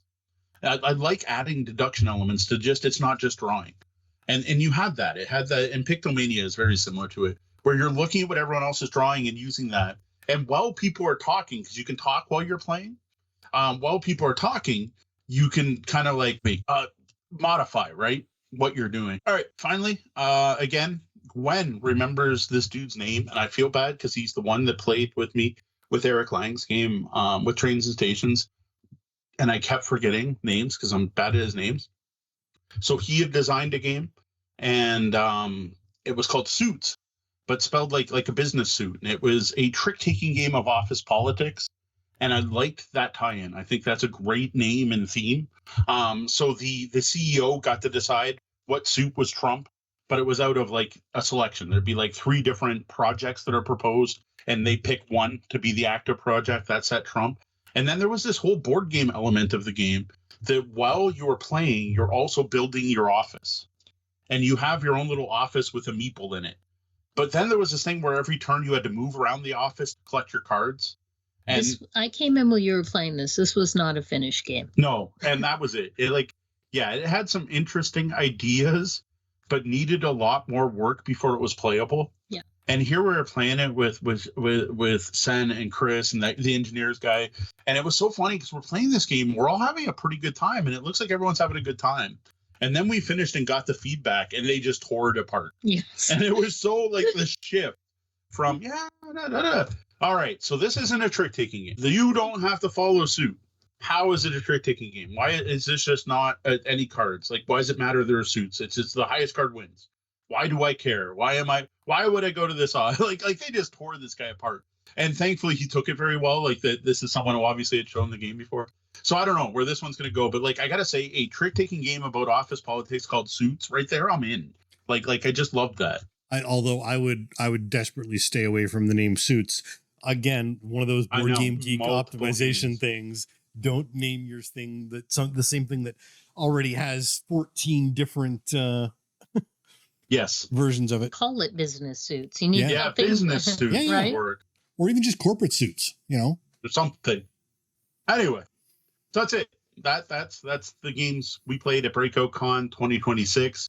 If Gwen would hear, she would tell you all about, I think it was 6 games of Blood on the Clock Tower she played. She painted her second miniature because I don't remember, anyone remembers last episode, right? She talked about painting a miniature. Well, she got 2. Well, she brought the one back and the people were cool enough. They're like, yeah, you bought that from us last year. Sure. Use our paints. She didn't play any RPGs this year. She played the one game with you. I'm not sure if there was anything else she played. I just want to end by saying, like, Breakout's awesome. It's small and intimate, but there's lots to do. Lots of people there meet up with friends. Like, it's a very meet up with your friends and play those big games. There was a group of dudes I was talking to who all they did the entire weekend was play Forbidden Stars over and over. And they had all these fan factions for it. That was their entire con. Their entire weekend was playing Forbidden Stars, trying out these different factions. So all of them got to play each faction once and recruiting strangers. Like, they'd be like, looking for 2 for Forbidden Stars. That's all they did the whole weekend. And they loved it. Like, they were all happy about it. I don't know. It's just a lot of people go to play the game library. I like to mix it up. Like, I like to do some of the prototyping. I'd like to do some scheduled events. I always try to sign up for the ones with designers because honestly, there's nothing better than playing a game with a designer and having them present their vision of the game while you're playing it. I'd love that. What I didn't do this year is play role-playing games, which kind of sucks. But one of the things is Breakout's big. Like, we started going 2016 or something like that. And it used to be you could walk into the role-playing game room and there were just like binders of all the games that were looking for players that were starting in the next 3 hours. And you'd be like, I want to play a D&D-like game. I'm going to play a wrestling game. That's gone. Mm-hmm. Everything was signed out ahead of time. The only RPGs the entire weekend that had slots were people play testing their own systems. Which, yes, I am all for play testing, but I don't get my RPG itch scratched enough. I wanted to play a real game. I wanted to play I don't know, something. I really wanted to get into Daggerheart, which Gwen enjoyed last year. So I found it a little awkward that they closed sign up a couple weeks before the con. And I thought I was going with our youngest kid in tow, and I had a plan to just hang out in the board game library and play games with them. But then they didn't come, and I hadn't signed up for anything, and I couldn't sign up for anything because sign up was closed. But you could sign up in person, but you couldn't because they couldn't find it was awkward. I didn't love that part. They couldn't actually find the sheets. It was very disorganized. It was, but again, this isn't all about growing. No, I'm just saying growing pains because it just keeps getting bigger, which is good, but it has its negative aspects too. And again, if you want to check out more about our coverage for Breakout Con, I do recommend heading up over to discord.tabletopbellhop.com, where there are tons of pictures and stories and activities that have happened there. And feel free to ask all the questions you want. We'll be more than happy to interact with you there about this con. And I haven't posted everything yet. I actually put it on hold because I knew we were going to talk about it on the podcast. I didn't want people to be like, I don't have to listen to the podcast. I can read it here. Welcome to the Bellhop's Tabletop, where we talk about the games we've been playing lately that weren't actually at some form of game convention. Yeah, so in that small window between GAMA Expo and Breakout Con, when we were all still feeling healthy, we did get some games played. Up first, Deanna and I got to try Elizabeth Hargrave's latest game, Sanibel. We got to play it with your cousin Josh and one of his kids and a dude from his local game group. His friend Phil. Phil, thank you. With Phil. Now, this is a time track game, like think Tokaido, where you're collecting shells. There's this neat mechanic where your board is your bag of shells, and you have to add new tiles to your board as if you're playing Tetris. So you don't literally have to put them at the top and drag them down, but they have to stack on what's below, and you can't fill in gaps. So if you end up with shells with a gap, you can't fill those in later, which is kind of neat. Each type of tile is unique, so everything you're drafting scores differently. I'm probably getting this wrong, but like shark teeth, you wanted them all touching, and someone gets points for having the biggest set. There were, say, like conch shells, where you had to have pairs. So if like one conch shell was worth nothing, 3 you'd only get score 1 pair, but if you had managed to get 4 in your bag, you'd get four times the points or whatever. That's basically it. You also each got like 2 uniquely shaped scoring tiles, and you had to pick one partway through the game that you would put in, and then you would also score to that. And they were all kinds of different things, like number of crabs you used, where crabs let you grab other tiles. It was neat. It's Avalon Hill, so it's an Avalon Hill game, so it's mass market, available at Walmart, Shoppers, whatever. Like you'll be able to buy it anywhere, and was really solid. I got to say that it was simple to learn, but there was enough going on that it was enjoyable. Plus, you're sitting there playing it with like heavy gamers and your cousin's kid, who is a gamer, but still younger. but young. Like the one is like 5, I think, and was playing with dad. They were teaming, So Sanibel, thumbs up on that one. Solid game. Now one night I sat down with Rex, our youngest, and taught them Thrive. This one comes from Adam's Apple Games, and they just love this game. This is one we saw at GAMA Expo last year, and took home a review copy this year. It's an abstract strategy game where you got a 6x6 grid. Each player has 6 playing pieces, and you win by getting your opponent down to 1. Note, down to 1. That's if you mess that up, it kind of ruins the game. Each part starts off only being able to move 1 square forward. But after you move a piece, you get pegs that you peg into your pieces to give them new moving opportunities, new ways they can move. I thought it was really neat. Now, after seeing the original game and hearing about it at the first GAMA Expo, we kind of looked into it. Sean and I even played a game on Board Game Arena after Expo last year, and I thought it was pretty clever. So this year when we went with Adam's Apple, we're like, I like this. I played it already. Can we take a copy home to share with our fans? And they're like, sure. Yeah, if you're going to help us share our game, please. So then I got to play the physical version. And just like Onitama and many other apps I played, I most definitely prefer physical. Like just something about the way my brain works. Seeing the pieces in front of me makes a big difference. My only complaint, though, is the component quality was not what I expected. It was a little odd and very, very plastic. So this was definitely odd, as Peg and board games have a long history of wooden manufacture. It's not a difficult problem. It's pretty much solved. And yet for some reason, this company went with this dense plastic that feels like it's heavier than wood, while at the same time, the holes, the tolerance wasn't perfect. So you need to kind of work your pegs in and out of the holes a little bit to make sure that they stick properly and break it in almost. And so that was a little bit distracting. The board is nice. Like it's a flat rollout fabric board, but it's almost too thin. Like a little bit of weight or a neoprene, like even a really lightweight neoprene would have been a little better, but it wouldn't have fit in the box as well. And I get that. So the board, I suspect that board is going to need ironing. Probably that's the one thing.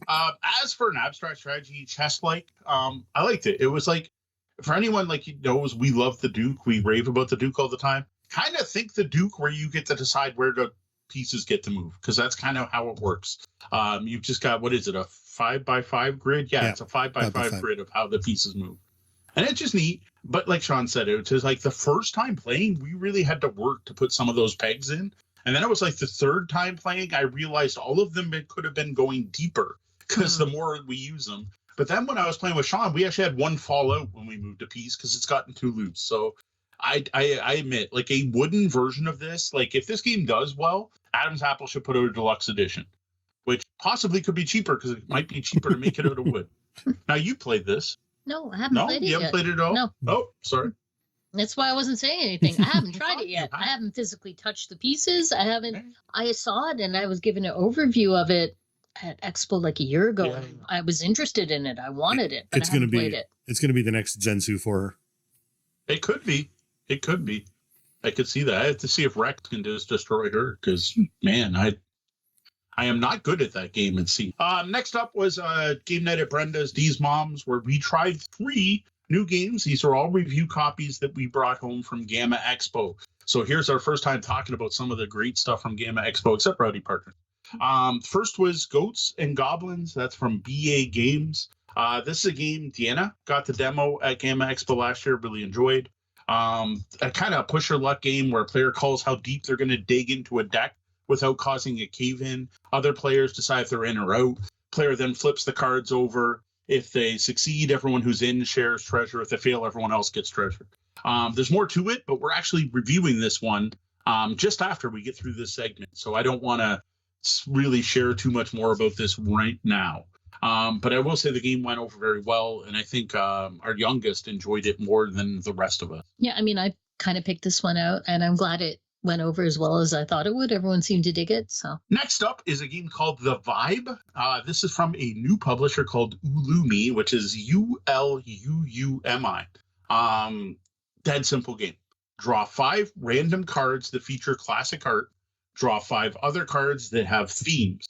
Technically, same cards, 2-sided. Theme on one side, art on the other, but those aren't tied together. So draw 10 cards, flip 5 over. Active player picks one of those 5 themes, then arranges the 5 pieces of artwork so that they're showing that they feel that theme meets the least to the most, left to right. So you're organizing the art going, this least represents the theme, and so on to really represents the theme. Everyone else debates, talks, and tries to share how much they know about the person and goes, I know what theme it is. As a group, decide. Theme is a thing like fear, yes, joy, whatever. Yeah, conflict, whatever, war. And you're like, yeah, I think Mo picked war. Mo goes, yes, I picked war. Yay, we won. That's the whole game. You've now learned the entire game. That's it. Now, that's also the thing. That's what Ulimi is trying to bring to the table are games that can be learned and played in minutes. And that's what this game does. And honestly, for something that simple, it's quite fun. Like, it works. It's enjoyable for what it is. I played this at GAMA Expo and actually asked, like, they had multiple copies there for retailers. Normally, media don't get the retailer copies, but I'm like, can I take a copy of this? Because I am going to show this off at our Walkerville game nights, because I think it's going to be perfect for that vibe. And, well, it's called The Vibe. Perfect for that venue. I think it's going to be that great, like, someone just walked in and they're not sure what to play type of game. Plus, it's something I can teach in less than a minute, basically. So it frees us up to teach the heavier games. And I think it's one of those where a group's going to take this and play multiple rounds. And it just sounds bad, but it will keep them busy while we can focus on other people. I didn't care for this game. I will say I liked it better than I thought I would. There. And that's not saying much. Yeah, no, I don't think any of their games are necessarily going to appeal to you, but I can see this. And also their other game, Our Secret Society, might actually even go over better at Walkerville with a lot of the bigger groups that we get there. Yeah. I can definitely see them, the ones who are going to be playing the Munchkins and the games like that, would like the Our Secret Society game. Mm-hmm. And we do have a copy of that as well. There we go. Yeah. So Ulumi, like honestly, for that, like, pick up the game, open it, you're playing within 5 minutes and you're finishing a round within 10. Like, it does what it does. Yes, there are rules where you take turns being the guesser, and yes, you can play to 7 points, whatever. And I think Mo's right. I think people are really going to enjoy it, just not me. Yep, not for you. So to make Deanna feel better, the next game we played was her kind of game that I only agreed to get a copy because Deanna loves playing word games specifically with her mom, with Brenda. So this game was First Class Letters, and it's from a company called Gamehead. This is the first game I played from Gamehead. This is the best modern word game I've played. I loved this. I thought this was fantastic. All the components is like a unique scoring pad, pencils, this board that really doesn't matter, and 4 dice. One of the dice is red. The only reason the truck exists is for theme. Like, there's literally, you put the red die on it to remind everyone it's the red die. It's already red. But it's just to get this theme of delivering letters. So on a round, the basic rules of this game is you're going to roll the dice. You're going to come up with a non-proper noun that doesn't use the letter on the red die at all. You cannot use the red die. It can be any word you want. It can be long, short. It can be one letter. It can be 30 letters. You can come up with a 30-letter word. I don't know if there are any of those. What you're scoring points for, though, is every time you use the letters on the non-red dice. So if there's a T and you can use T 3 times in your word, you're going to get 3 points. Now, if you use all 3 dice, so if you use all 3 letters at least once in your word, double those points. That is the scoring system. You basically know all you need to know for how to score in first-class letters. And it works because everyone's coming up with their own words. You can use any word. I love that. Now, to make it interesting, at the start of the game, you roll the 3 non-red dice, and you note down those letters in alphabetical order under your even-numbered word spots of your sheet. So you're going to come up with 7 words total. Word number 2, 4, and 6, you're going to have to start those with specific letters that are rolled at the beginning. Now, when you're writing down your word, you get to pick where you put it. You don't have to go 1, 2, 3, 4, 5, 6. So if whatever, the letters are up and I needed an N, I make sure I come up with an N word, I put it in my N slot. Now, the only other rule is all your 7 words at the end of the game have to be in alphabetical order, which sounds really simple at first, but when you're getting down to your last and second last word, it gets really hard. And it gets even harder when your dice roll is like J and K are 2 of your letters, and you have to come up with something between them, or you basically have to come up with 2 J words that are in alphabetical order. It's brilliant. The first time that we played it, the letters were well spaced out. Yes. And I was like, yeah, you have to alphabetize your words. Whoop-de-woo. But the next time we had a bunch that were close together, and it was actually challenging. Yeah, where I end up with like 2 J words that, but yeah, that's it. Like it's brilliant. Now, the other thing I love is the timer. It's got that rule that the timer doesn't start until someone finishes. So once the first person writes down their word, they flip the timer. I don't remember how long it is. Then everyone else has until the timer runs out to come up with the word. This is good. Like, if you like word games, just go get this. Like, you can wait for our final review where I don't know what other detail I'd even be able to add to what I just said, because I basically just taught the whole game. There is some variants. There you go. There was some kind of variant rules, which I'm not going to get into here because I think we tried them. I dug it, and it has a timer. Yeah. I think I like that bit where it's someone finishes and then flips it over. I like that part. I like trying to be the person to finish it first so that I can. Well, yeah, that's it, right? Everyone else if you is come now. up with the word quick, Yes. then you're sitting there and you've already flipped the timer and you're like, oh, I came up with a better word.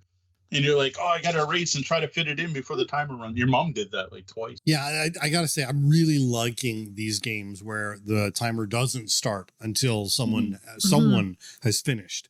What else was it that it was had a big that selling recently? point for the Lego brick like this game. That was the other one recently where we've done, because it takes away the initial pressure and anxiety of a timer. Yeah. You're not under pressure until you are. And that's important. I mean, pressure is a vital tool in the design of a game, but it can also be a real turnoff if it's there from the beginning, right? So again, games like the game where you're just shuffling timers and flipping them all over the entire time, skyrockets, horrible anxiety-driven mess. Yep. Whereas this game, because that timer isn't there from the start, you've got a little bit of wiggle room there. Yep. All right. Went to Breakout. We just talked about Breakout. Got home. Found time to teach Sean Rowdy Partners because I need to share this game with the world. Not just because we're getting a coupon code. Like that's the other thing. Just synchronicity is kind of awesome that way, because dude's like, you're gonna like this. And we're like, oh, I want to do this coupon. We're gonna do the coupon code with this, right? So I taught Sean Rowdy Partners, which I think you enjoyed as much as Dee and I did. So I'll let Sean rave about Rowdy Partners now and shut up for a bit. Yeah, so we played this. We started off by playing it 2-player. So we got to explore the star and manager combination, and we finished the game. And it's a trick taker, and there's no bidding, so I don't have any problems with it. I like trick takers as long as you're not bidding. The second hand, the solitaire style second hand makes for some really interesting gameplay, because if you're not managing it properly, you can end up not knowing what you're going to be playing for a certain number of hands at the end of the game. And that happened to me once where I'm like, I have no idea what I'm going to be playing next. It's now become an auto battler. Yeah, exactly. And so that was interesting. And the the use of pops, and sometimes you're literally throwing away cards just so that you can get the pops so that next time you've got things. It was really interesting. And then another game finished. So we got a couple of other people over and we tried the tag team, the 4-player. And while you don't experience it as in the 2-player version, the partner who's in the ring and not in the ring, in the ring and out of the ring mechanics and first and second and turn order really comes into play in that 4-player game. And it really is interesting. And you really have to sort of think about where your partner is and where you are, because only the people in the ring are going to be taking damage. And, I walked away going, how is this feeling like wrestling? I don't understand how I really got a wrestling experience out of this Trick Taker game, but I did.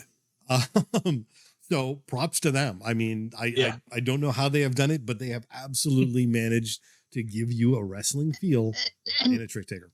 Sean, did you have the same thoughts going in as I did? Because I was a little leery. I was like, okay, wrestling themed Trick Taker. I mean, I like Trick Takers. Sure, I'll give it a shot, But I did not, I wasn't dreading it. I did not expect it to be what it was. Like, it was just stellar. The art was almost a bit of a put off. One of the characters is a donkey. And so there's a whole world of Mexican donkey that we don't need to get Western into. Thing. It's Western and it's Western wrestling Trick Taker. That's the Rowdy Partners is a play on Howdy Partner. Yeah. And I was like, okay.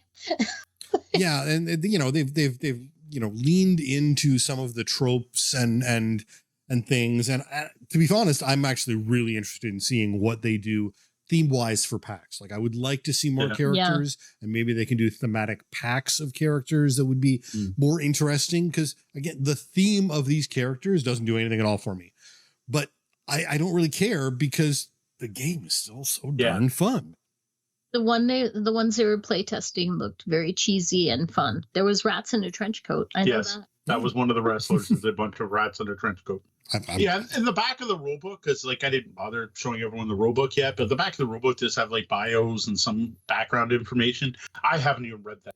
I read enough to go, did I get the rules right? Because I was taught by the designers. And then did the rulebook present them well? Because that's something I wanted to know about. And I kind of want to give the game to Gwen and have Gwen read the rulebook and teach us, just because it's one of the disadvantages of learning the game from the designers. Well, I know how to present the game now because they showed me, and they obviously got it right. I don't know if the rule book matches what they taught me, but I didn't actually read any of the background stuff. And then, so after that, we did Thrive, which was, again, my first real play of Thrive. And we've said before how, you can play things on Board Game Arena and you can't break the rules, but you don't always get the same experience. It was not what I expected physically. Not only did I not love the plastic pieces, because why would you make them out of plastic?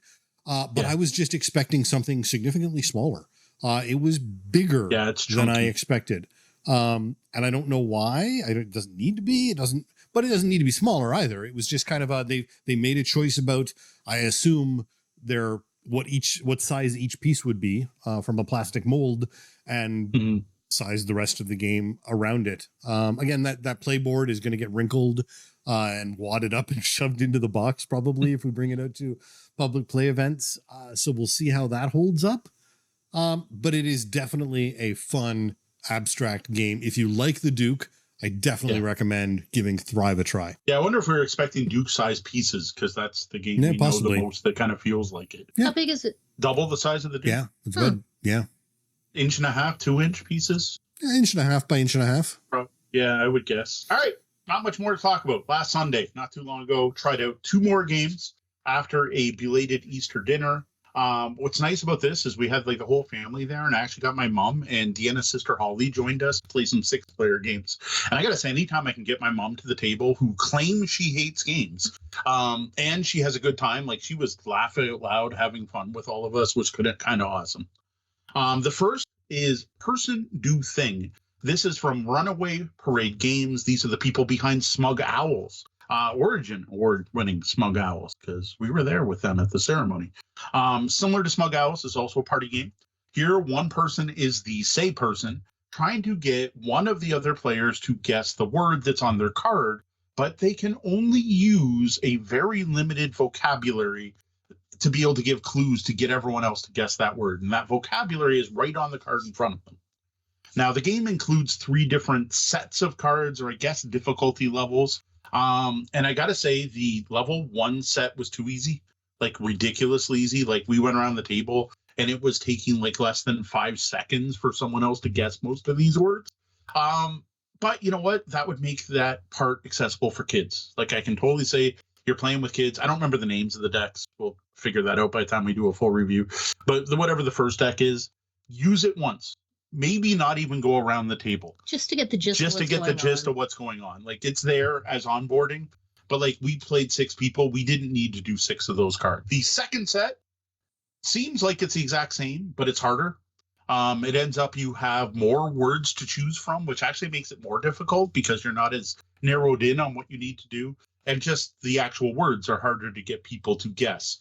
And then there's a third way to play where there is a standard set of words, which is on a larger player board, and it's actually on the back of all the player reference cards. And instead of having the words you can use in the card, you get 3 words to choose from that you're trying to get people to guess. And I love that because it's the concept thing where I can play it with the kids because I can give it to them and go, if you don't understand one of the words, just pick one of the other ones. Plus, you can pick one you'll think is easy. Or I actually went with ones I thought would be most difficult because that'd be more fun. This is just a game where it's neat. It was more fun than I expected. And what I didn't realize is I actually thought each card was unique and included some clues towards those words for the easy level. And that's not it at all. It's actually just a smaller subset of that standard set of words. So in the entire game are just this one subset of words you're allowed to use. And the cards just limit it to make it easier so you don't have as many options. I feel like with Smug Owls, it's actually really clever. Yeah. And a lot of thought went into what looks like a pretty simple idea. So, I totally agree. There are 34 words available to use. I like the way they describe the game. So their description of the game is: say no big thing, make many person think good. Yeah, which is exactly how the game plays. Because that's it. You're limited to these certain words. This was literal laugh out loud fun. Like your mom was dying. I have some pictures of my mom and Gwen just like exploding as Gwen tried to describe a thing, and I don't remember what the thing was at the time. And this is the kind of thing like our kids are. No. Oh, it was funny. I just really solid. Just like, honestly, this is going to be a huge hit at Walkerville. This is going to be a huge hit with like my aunt and uncle in Campbellford when they bring over their loud sister who gets in the like. It's just a great game. And our kids already play this game. So like they saw this and was like, oh my God, this is the game we do. That's when your kids talk to each other and they don't want the parents to know what they're talking about? That's my kids playing person say thing or person do thing. I already forgot the name of the game. Yeah, person do thing. Should be say thing. It's weird that it's do thing. But I guess they're saying game. It's person do thing. Mm-hmm. Do thing, laugh. I don't know. Laugh's not one of the words. And this is the first for this publisher and designer. So yeah, hilarious game. It can't be the Can't first be the for this first because publisher they did Runaway. They did Hoot it's Owl. from Runaway Parade. Hoot Owl. Smug Owls, the riddle game. Interesting, because they're not listed as a publisher on this game. Well, I was at their booth and they handed it to me. Yeah, they should. I don't know. Someone needs to update the Board Game Geek listing then, because that's Board Game Geek listing is bad. Runaway Parade is their second game. Yeah, no, if you go to Runaway Parade. No, it's they have more right games now. than that. It's not their second game because they also do Food Tower, and they have the like Fruit Punch or something like that. To be honest, I can tell you because of our tabletop gaming deal side of things, if you go to runawayparade.com right now, you can get a packet with Person Do Thing and Smug Owls right now because we have a link on our webpage. But I'm like, Fire Tower was actually Fire Tower is a separate one. Punch Bowl is the other one that they have. That's another one. Yeah. Yeah, but this one is not listed under them. So that's weird. I can't. Yeah, it's definitely on their website. I'm not losing my mind. I don't doubt it. I'm like, I know they handed me a copy, but maybe it was like a friend at the table. No, it's them. Okay. Oh, it's definitely their game. Well, they're probably publishing it for another publisher. That's my guess. Well, I believe the publisher who's listed is the designer. The designer, Mhm. yeah. Self-published and then Runaway Parade picked it up. All right, one more. That's it. And then we get to reviews.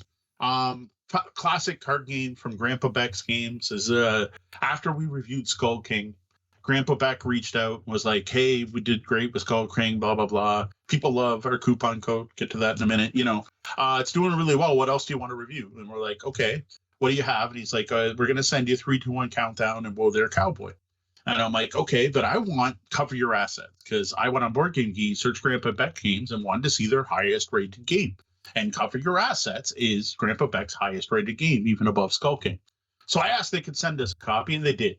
And literally on Sunday night, I cracked it open at the table. About 2 minutes later, You did the bad thing. I did the bad thing. I opened up and read a rule book at the table. But it was while people were cleaning up plates and everything. It took under 2 minutes.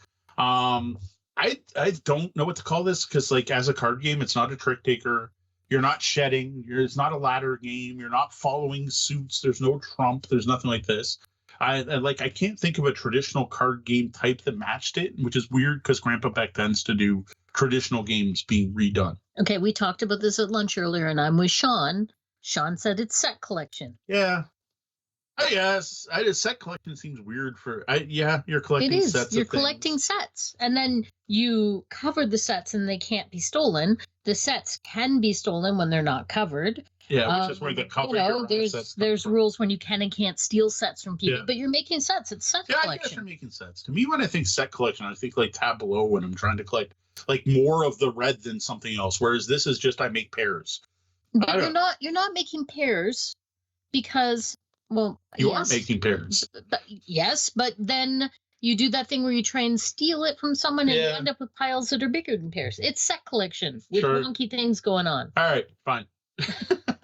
Anyway, games about collecting a set of assets. And the assets are things like bank accounts and fancy cars and speedboats and sports car collections and whatever. Each turn, you can play a new asset by playing a pair from your hand. Or you can make a pair with one card from your hand in the top of the discard pile. Or you can do either of those with a gold or silver card, which are wild. There's only 15 in the deck, which are worth good value. The other thing you can do, though, instead of playing a card and making a set, making a new collection for yourself, is you can challenge someone else's collection, which thematically is you're saying, oh, that's mine. And you're trying to prove the provenance on who owns the asset. And then you get this warlike thing where I challenge with one card. Well, if you can add a card to your set, you get to keep it, but then I can challenge again. You go back and forth till someone can't. And then they get not only the asset, but all the cards that were played in that battle. So that one asset ends up being worth a lot more. And then there's the whole thing where Deanna was talking about covering your assets, where the name game is, well, once you have this big stack asset here, you want to play another asset right away to cover it because people can only steal your most recent asset or the one on the top of your pile. This has a ton of back and forth. This has a lot going on. At the end of the game, all you do is you take your stack and add it up. There's 3 different ways to play for game length. You can just play one round. Whoever has the best stack wins. You can play to 1 million points or $1 million, right? Add up your assets, which should take 4 to 8 rounds, I guess, apparently, depending on your player count. Or you can do the new modern thing that Grandpa Beck's putting in all his games. Play 3 rounds. Whoever has the highest score at that point wins. I think it took us 4 rounds. Took us 4 to get to a million, and that it overstayed its welcome for me. That was 1 round too many. Actually, it might have been 2 rounds too many because I stepped in to fill in Holly's seat. So yeah, the interesting thing I found was I think our game was short because we had one player win 2 ridiculous assets, which part of it was probably because we were learning the game. But Rex ended up at 700,000 on round 2. And then the rest of the game became steal stuff from Rex because otherwise they're going to trying to stop the person in the lead from getting to 1 million. Yeah. But all I played was the basic game. There are advanced rules, which we haven't tried yet, and honestly do sound good. They sound like good changes. But the basic game was just good. It was okay. I'm holding out my opinion until we try the full rules. There is some wonkiness. You had an issue with the luck of the draw where you just had multiple rounds where you couldn't play. I had an entire round where I did nothing because you can't play and you can't steal someone else's asset until you have a pair. And I never got a pair for the entire game. Which shouldn't happen often based on the what are the odds, right? So it shouldn't happen. I don't know. Just one of those quick clean games. And it was one of the big moments, right? Like, like every game there ended up being like one asset everyone wanted. The first game, it was the speedboat that was like half the deck by the end because so many people had battles over it. I enjoyed listening to y'all play it more than I enjoyed playing it. Hearing it, like you guys were having a good time, and they're like, "Oh, it's a gold-plated speedboat, and it's got a silver steering wheel, and no, it's mine now, and now I have the speedboat." Yeah. No, but it's even better than that speedboat is this house. Like you kept. It was energetic, and y'all were having a good time with it. So I enjoyed listening to you play it, and I sat down and played it, and I went, "Yeah." Oh. I don't know. I had a great time with this. I think interestingly, if it goes over well, I think it would be even better draw for certain groups to go with Cover Your Kingdom, which is the fantasy pun.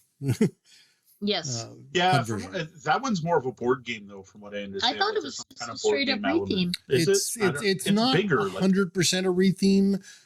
They call it, what do they call it? It's re-implementation, but it's like, there's a term they use. There is a third version, which I think is just a retheme. Cover Your Cookies. Cover Your Cookies, from what I understand, is just a retheme. Yeah, that one's just a retheme. I think has some changes. I forget. Yeah. But everyone playing it had a good time, including my mom. Obviously, Deanna, not as much as I thought she did. I like it. This is, to me, what I want from a Grandpa Beck game. Like that traditional card game feel, beer and pretzels, have a conversation while you're playing, lots of take that, ripping each other on, and having great stories about, the gold-plated house. Because the wild cards are gold and silver. So whenever anyone added gold or silver to their asset, we started calling them, gold-plated, silver-plated. And part of it, there was a memory element to the game, too, because you actually bury those wild cards. So like, wait, is that the good bank account? I want that bank account. Wait, how many? You added 2 silver to that, right? Like that was part of the game. I got to say it was good. I'm really looking forward to trying the advanced rules, which I think are going to help with the problem Deanna had. Because like I saw what some of the cards are that let you steal assets from other players and change the order of people's decks. And I think you won't have the problem you had anymore with that. All right. Well, that's it for what we've been playing lately. What about you? What games have hit your table? What's something new that you've recently discovered and fallen in love with, or what's an old classic that you keep returning to? Tell us about it. Leave a comment, send us a DM, or email Deanna at tabletopbellhop.com. Or best of all, head over to our Discord at discord.tabletopbellhop.com and post something there. Oh no, the goats have headed down into that cave over there, and it's up to some industrious goblins to get them out. But what's that? Gold, jewels, other trinkets? There's treasure in these caves. It's a goblin gold rush. What could go wrong? So Goats and Goblins is a push your luck card game from designer Sam Stockton. Wow. Sorry, Sam Stockton, featuring artwork from Liam Peters. Was originally crowdfunded, now is available in retail as of just last month, March 2026, thanks to BA Games, who we do have to thank for giving us a promotional copy to help spread the word of this release. This game of goblin backstabbery plays 2 to 6 players and takes about half an hour. It's quick, it's easy to learn, quick to play, and can basically be taught as you're playing through your first game. Physically, Goats and Goblins comes in a sturdy small box that holds 2 stacks of cards and a folded up set of instructions. The box and the card backs feature some UV coating, adding a nice shine. The artwork is whimsical and thematic, the card layout is great, and the iconography and card text is clear. We've got no complaints component-wise here. Now, say you play Goats and Goblins involves creating the cave deck, which does take a bit of work, then giving each player a vote card, a seeing stone card, and a push 2 card. Thankfully, these cards have different backs, so they're easy to find from the deck. Each round in Goats and Goblins, the cave leader decides how deep they want to delve into the cave by calling out a number of cards that they're going to flip over. And this can be any number that's 3 or higher. Next, every other player decides if they are in or out, indicating this by using their voting cards, all of which are revealed simultaneously. Now it's time for the delve. The lead goblin starts flipping over cards one at a time until one of 2 things happen. They either flip over the number of cards they declared, which causes a successful delve, or they flip over a number of cave cards whose value totals 3 or more. There's cards with 1s, 2s, and 3s on them. In which case, they immediately stop with that delve failing. Then you sort out all the treasure that you found. You remove the cave-in cards from the game, and you divide up the loot. If the run was successful, the cave leader gets to divide the treasure up as evenly as possible between themselves and everyone who voted that they were in. If the run instead failed, the player who chose to be out, or the players that chose to be out, get to pick from the treasure cards one at a time. Now that all sounds simple enough, but these are devious goblins you're talking about, so of course there are ways to mess with the gameplay and other players. In addition to treasure, the deck has all kinds of action cards. In addition, each player starts with, as we mentioned, the 2 cards, and action cards can be played at any time. There are push cards that force the cave leader to draw additional cards, whether they want to or not. There are seeing stones, which allow you to take a peek at what's coming up next, with a chance to put the card on the bottom of the deck. Cards that can change your vote, and even cards that can change other players' votes. Now the game continues with the next player clockwise becoming the new cave leader, and you keep playing until the cave deck has 3 or less cards in it. Then all players add up the value of the treasure, being aware that rescued goblins and goats are worth different points based on exactly how many you have, even or odd. The goblin with the most collected treasure wins the game. If you're playing with 2 or 3 players, there's an optional rule where you can just toss out all the voting rules. There's no votes of being in or out. Instead, whoever's turn it is to be cave leader just keeps flipping cards until they want to stop, at which point another player can still push them by using cards. And there's no sharing of the loot. If your dig is successful, you keep everything. If it fails, you get nothing. Now, it was Deanna who told me we need to get this game after playing a demo of it last year at GAMA Expo, like a long time ago. But back then, the game was just going to crowdfunding. So they were promoting the game now. Now it's hit retail as we started. So I'll let you share that story. So that was over a year ago, and I was walking by, and they called me over to play this game, and I looked at it, and I went, that is not my kind of game. And I was trying to politely get out of it, and they're like, it'll just take a minute, just try it. And I was like, all right, I'm going to try this game. And I did not think I was going to like this game. And I sat down, and I got into this game with a bunch of strangers, and the first person that was the cave leader was, I would describe, an agent of chaos, and decided that they were going to go 10 deep into this cave. So I went, well, I'm out. And they flipped over, and everyone is so engaged. They're flipping over these cards, and they got all the way to 10 without causing a cave in, which is pretty spectacular, actually, as it turns out. The odds of that happening are not that good, having played this game. And at that point, I looked at these cards in front of me that no one had bothered to tell me what they do yet. And I went, well, this one here says you can push 2. I'm like, does that mean that I could make them draw more cards? And they're like, yes, you can. And I'm like, oh, let's do that. And then they failed, and I was the only person out, and I got to take all the loot, and I'm hooked. That's it. Because now I had all these loot cards, and a bunch of the loot cards let you mitigate things so that you change your vote. You can flip yourself from being in to out. You can flip other people from being in to out. You can push. You can peek at the deck, and all of those things let you mitigate the chances. It's a silly, simple push your luck game that I find very engaging. And every time I've played it, the people that I've played it with have been very involved in the game, and it's been a good time.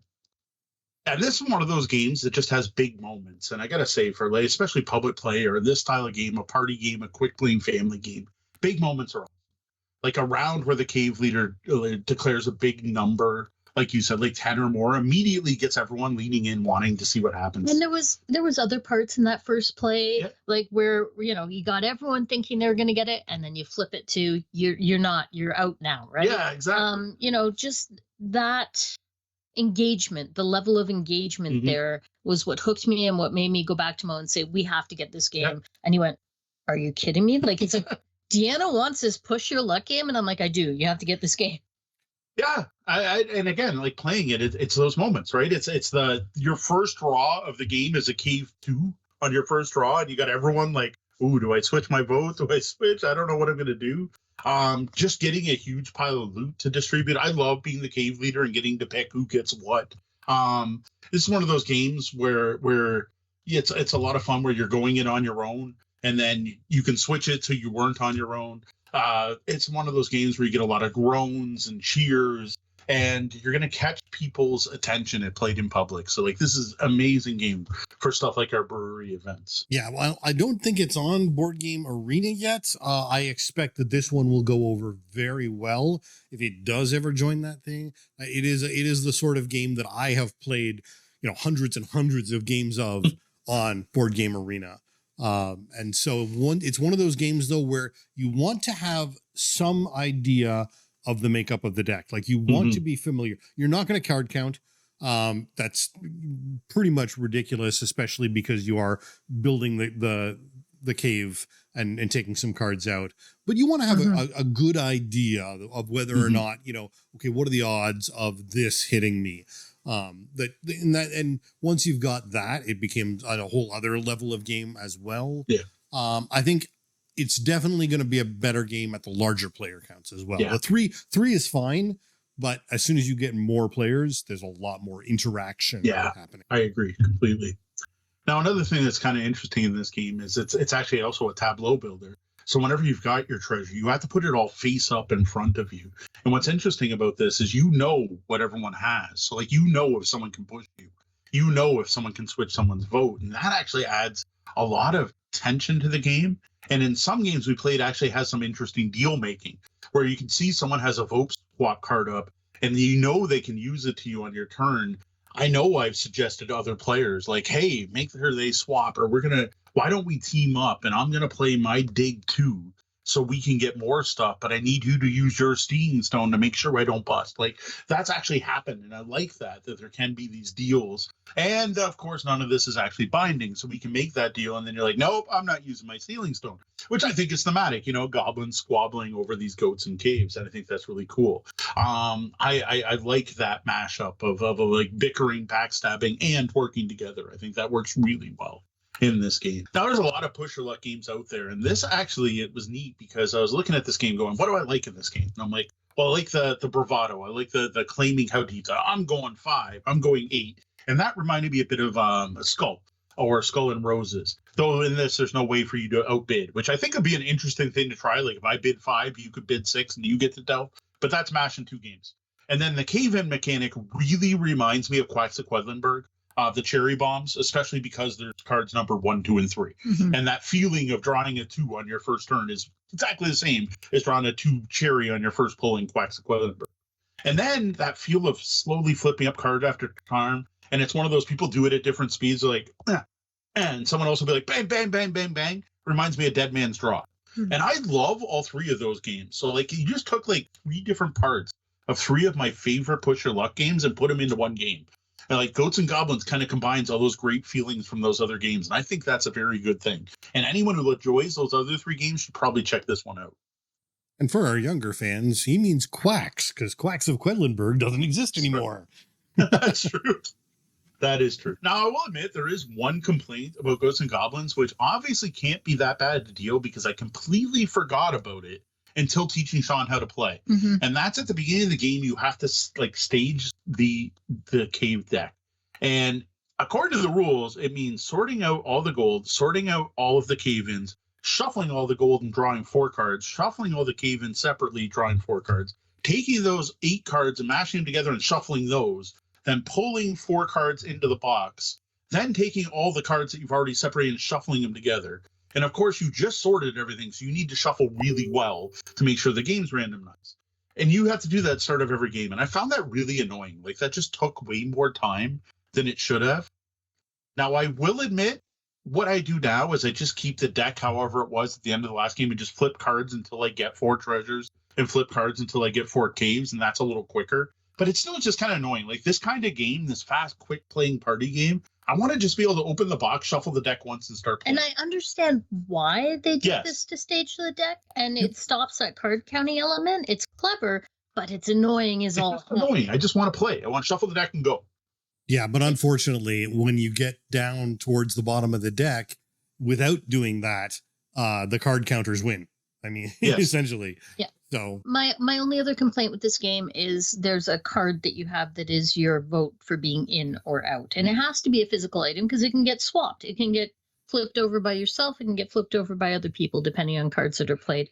I feel like I don't want that to be a playing card. I want it to be a token. I want it to be something I'm putting my hand and fiddle with and flip it to the side I want and then reveal it instead of having to have a card that okay, I'm going to put it here. It's awkward. There's something awkward about trying to flip that card without other people seeing what side you're going to flip it to and put your hand over it. And that part I find physically awkward, and it's the only part of the game I dislike. I hadn't noticed the setup because I didn't have to do it. Every time I played it, I just sat down. I think Mo had it sort of right today when we were discussing this earlier about the card, and because it is awkward. It's really awkward. I think the best use might be you ignore the card and everyone votes thumbs up or thumbs down and then sets their card to match. Yeah. And that avoids having to hide the card.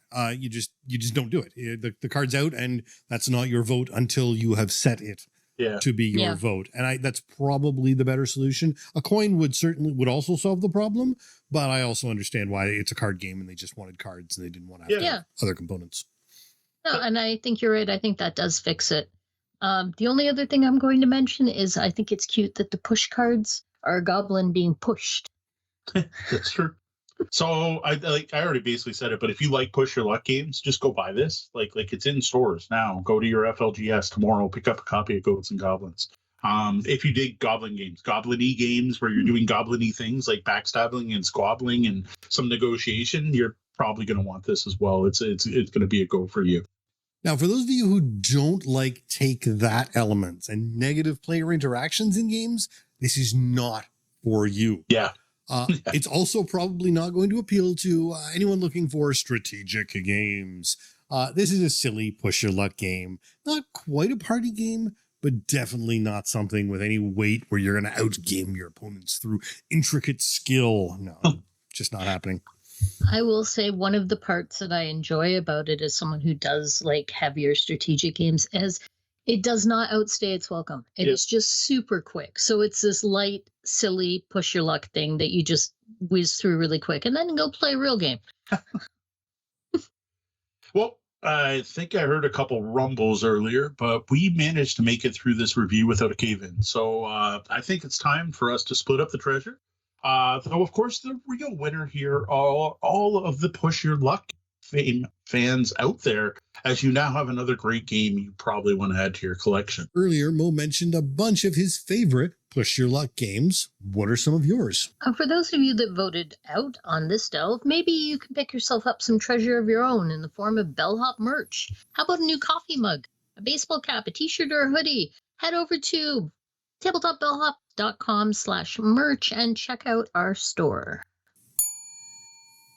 Add some more honeycomb to the growing hive, trying to play all your cards before your opponents, but watch out that you don't get stung or catch a swipe from a paw of one of those hungry bears hunting for honey. The Bear and the Bees is a hand-shedding card game. Well, I think I'm going to call it a card game. Like, it features hexagonal-shaped pieces that form a deck, and they're of card quality and thickness. So you might want to call this a tile-laying game, though. Like, I could totally see this being a tile-laying game with cardboard tokens, but in this case, it's in cards. But whatever, it works. From now on, though, I'm just going to call them cards. You can think of them however you want. It's a tile game. It is, but with cards. So it's whatever. It's a card game now. Anyway, Bears and Bees is a shedding game from Grandpa Beck's games, which is something else that makes me think it's a card game because Grandpa Beck tends to do card games. And we got to thank Grandpa for sending us a review copy. This was really published 2018, but it got reprinted with some rule changes and a complete artistic redo so that the cards are more easy to distinguish from each other. So it's that new version with the updated rules that we're talking about today. Jeffrey Beck is the designer of this Beehive themed game, which features artwork from April Stott and graphic design by David Bach. The game plays 2 to 5 players, ages 7 and up, though we could see some younger kids being able to enjoy this one as well. One round of the game is quite quick at maybe 10 minutes, but a full game of 3 rounds can take about 45 minutes or even up to an hour for your first few games where people are still going to be figuring things out. Now, the Bears and Bees comes in a pretty standard card-sized box, which matches all of the other Beck family games.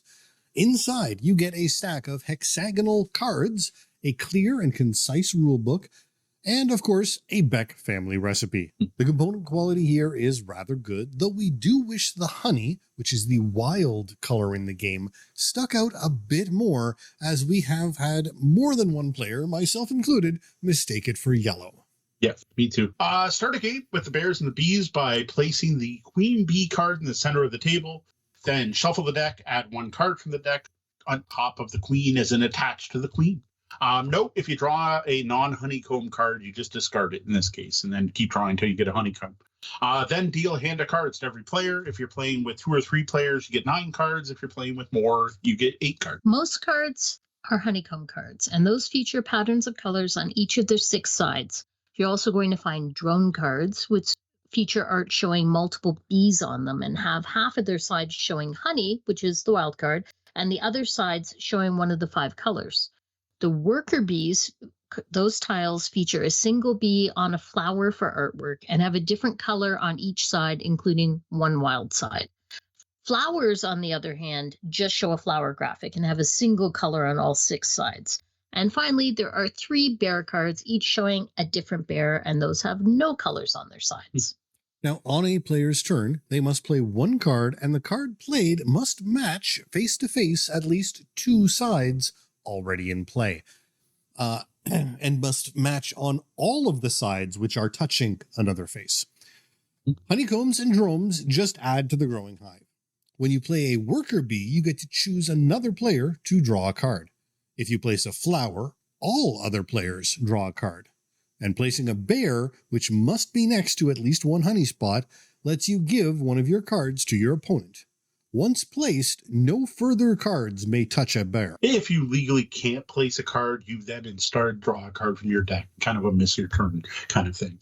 Now, when you're playing cards, though, if you're able to match more than 2 sides, so you're able to put your new card down next to 3 or more cards, you get to take another turn.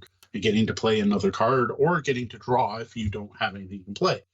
This also makes a match, works for a match of 3 or more colors as well. You can go again, repeating until you can't play. Like as long as you keep doing 3 or more, you just get to keep playing. And actually, that's the most fun in the game is when you can pull off a big chain. Now, when a player plays their last card, the round ends right there, and then everyone else scores points. Yeah. Players get 5 points per honeycomb that they still have in their hand, 10 points for the leftover drones, workers, and flowers, and a big 15 points for any bears that they're holding on to. You don't want points. At the end of 3 rounds, the player with the least points is going to be the winner. Now, as can be expected from Grandpa Beck, the Bears and the Bees also include advanced rules that make the game more strategic. With the added bonuses rule, for each additional side you match over the second, you get an additional bonus play. So if you connect 4 cards, you get 2 bonus plays, etc. Now, the one you could add in is the added sting rules, which is similar. The more cards you connect to, the more cards the other players have to draw with the cards that make players draw. So, like, if you manage to pull off a flower connecting 5 other cards, good luck with that. You're going to cause all the other players to draw 3 cards. And then there's the connected play option. When you're using these rules, every player can play 2 cards each turn, but the second card played has to connect to the first one played, and both of those have to be played before any bonus plays are earned. As we've come to expect from Grandpa Beck, and why we love them, the Bears and the Bees feels like a traditional game, but with modern rules. Rules that are easy to understand and great for casual play, while also providing that a set of advanced rules for people who want more out of the game, making it appeal to both casual and hobby gamers. Yeah, this was a game that showed up actually along with our review copy of Skull King, and I had no idea what this game was. Like, I didn't even realize this was something Grandpa Beck published until seeing it. I wasn't expecting a hex-based tile placement game in card form. That's a very unique idea. I will admit the theme was a bit of a turnoff for me until I started playing. And it's getting to see that hive grow. I'm like, I get it. The bees and the thing, the hive growing, and then the bears coming in on the edges. And it actually ended up winning me over.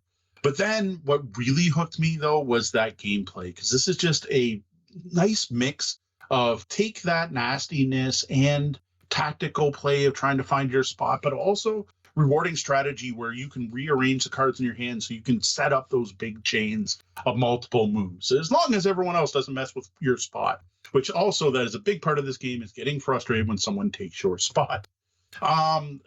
That feeling only gets stronger with the advanced rules, where you literally can do that chain effect right from the start. So you can set up your hand to be able to play 2 cards in a row, or you can do that nasty sting that hits everyone multiple times. And this is strategic enough that I really enjoy it. Yeah. I find that you have to be constantly adapting. People are going to take your spot. You can't really intentionally screw people over. Like, you don't know that Mo's looking for a red spot, so I'm not going to steal the red spot from him. But you constantly get screwed over by other players without them knowing it or not. And it's frustrating but exciting all at once when you get it to work. Yeah, I think the only time you can really screw someone is if you figure out they have a flower, like they're trying to put multiple reds together. You're like, oh, they might have the red flower, but that's about it. Yeah. Otherwise, it's not intentional screwage. It's accidental. It's someone took your spot because it was better for them. So when you're playing in a larger player count game, you just it's not going to come back around to you. You're going to have to adjust and adapt by the time it gets back around to you. Yeah, there are not a lot of places where you can match 3 or more sides. Yes. So you just know that they're going to be, everyone is trying to take that limited number of spaces.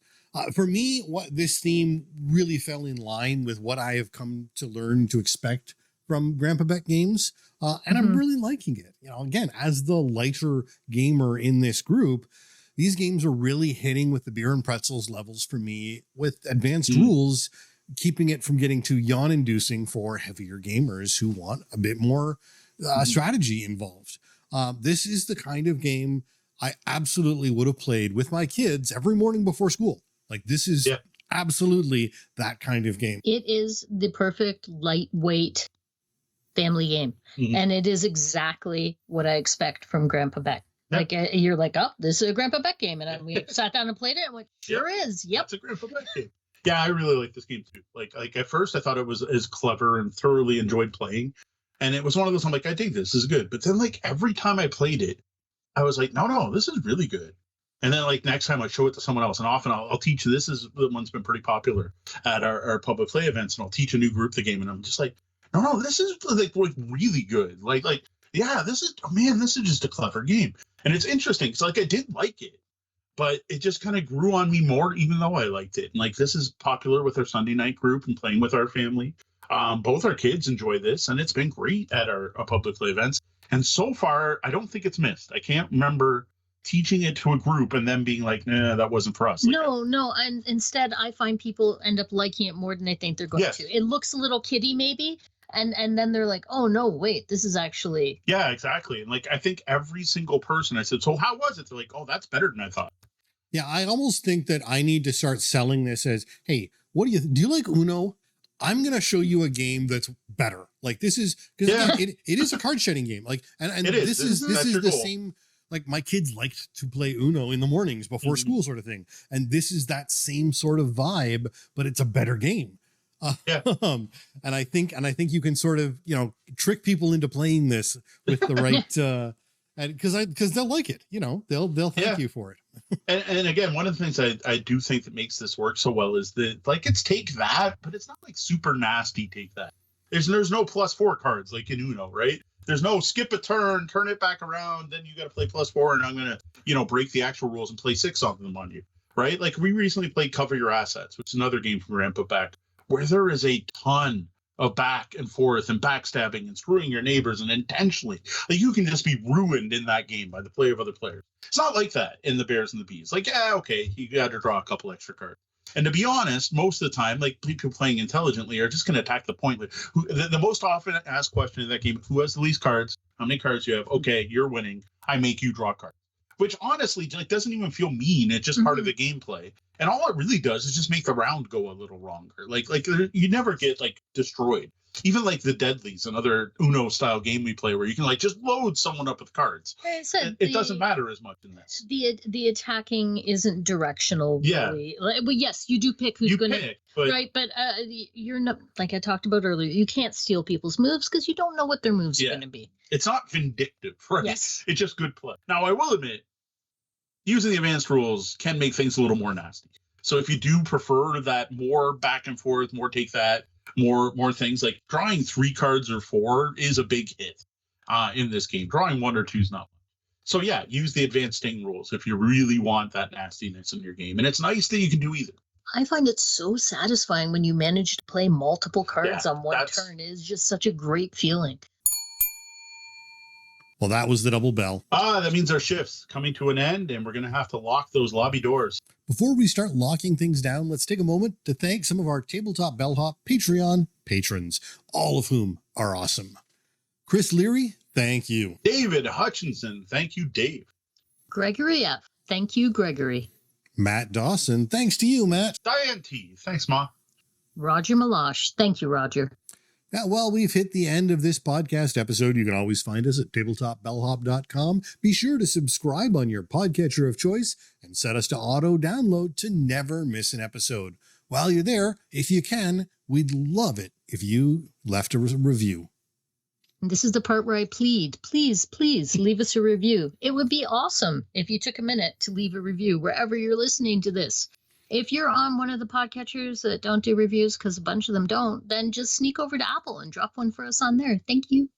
All right, I had a different ask. It doesn't require being online. Tell someone else. Tell someone else about this show. If you enjoy the Tabletop Bellhop Gaming Podcast, next time you're together with your gaming group, be like, hey, have you checked out the Tabletop Bellhop Gaming Podcast? That folk are pretty good.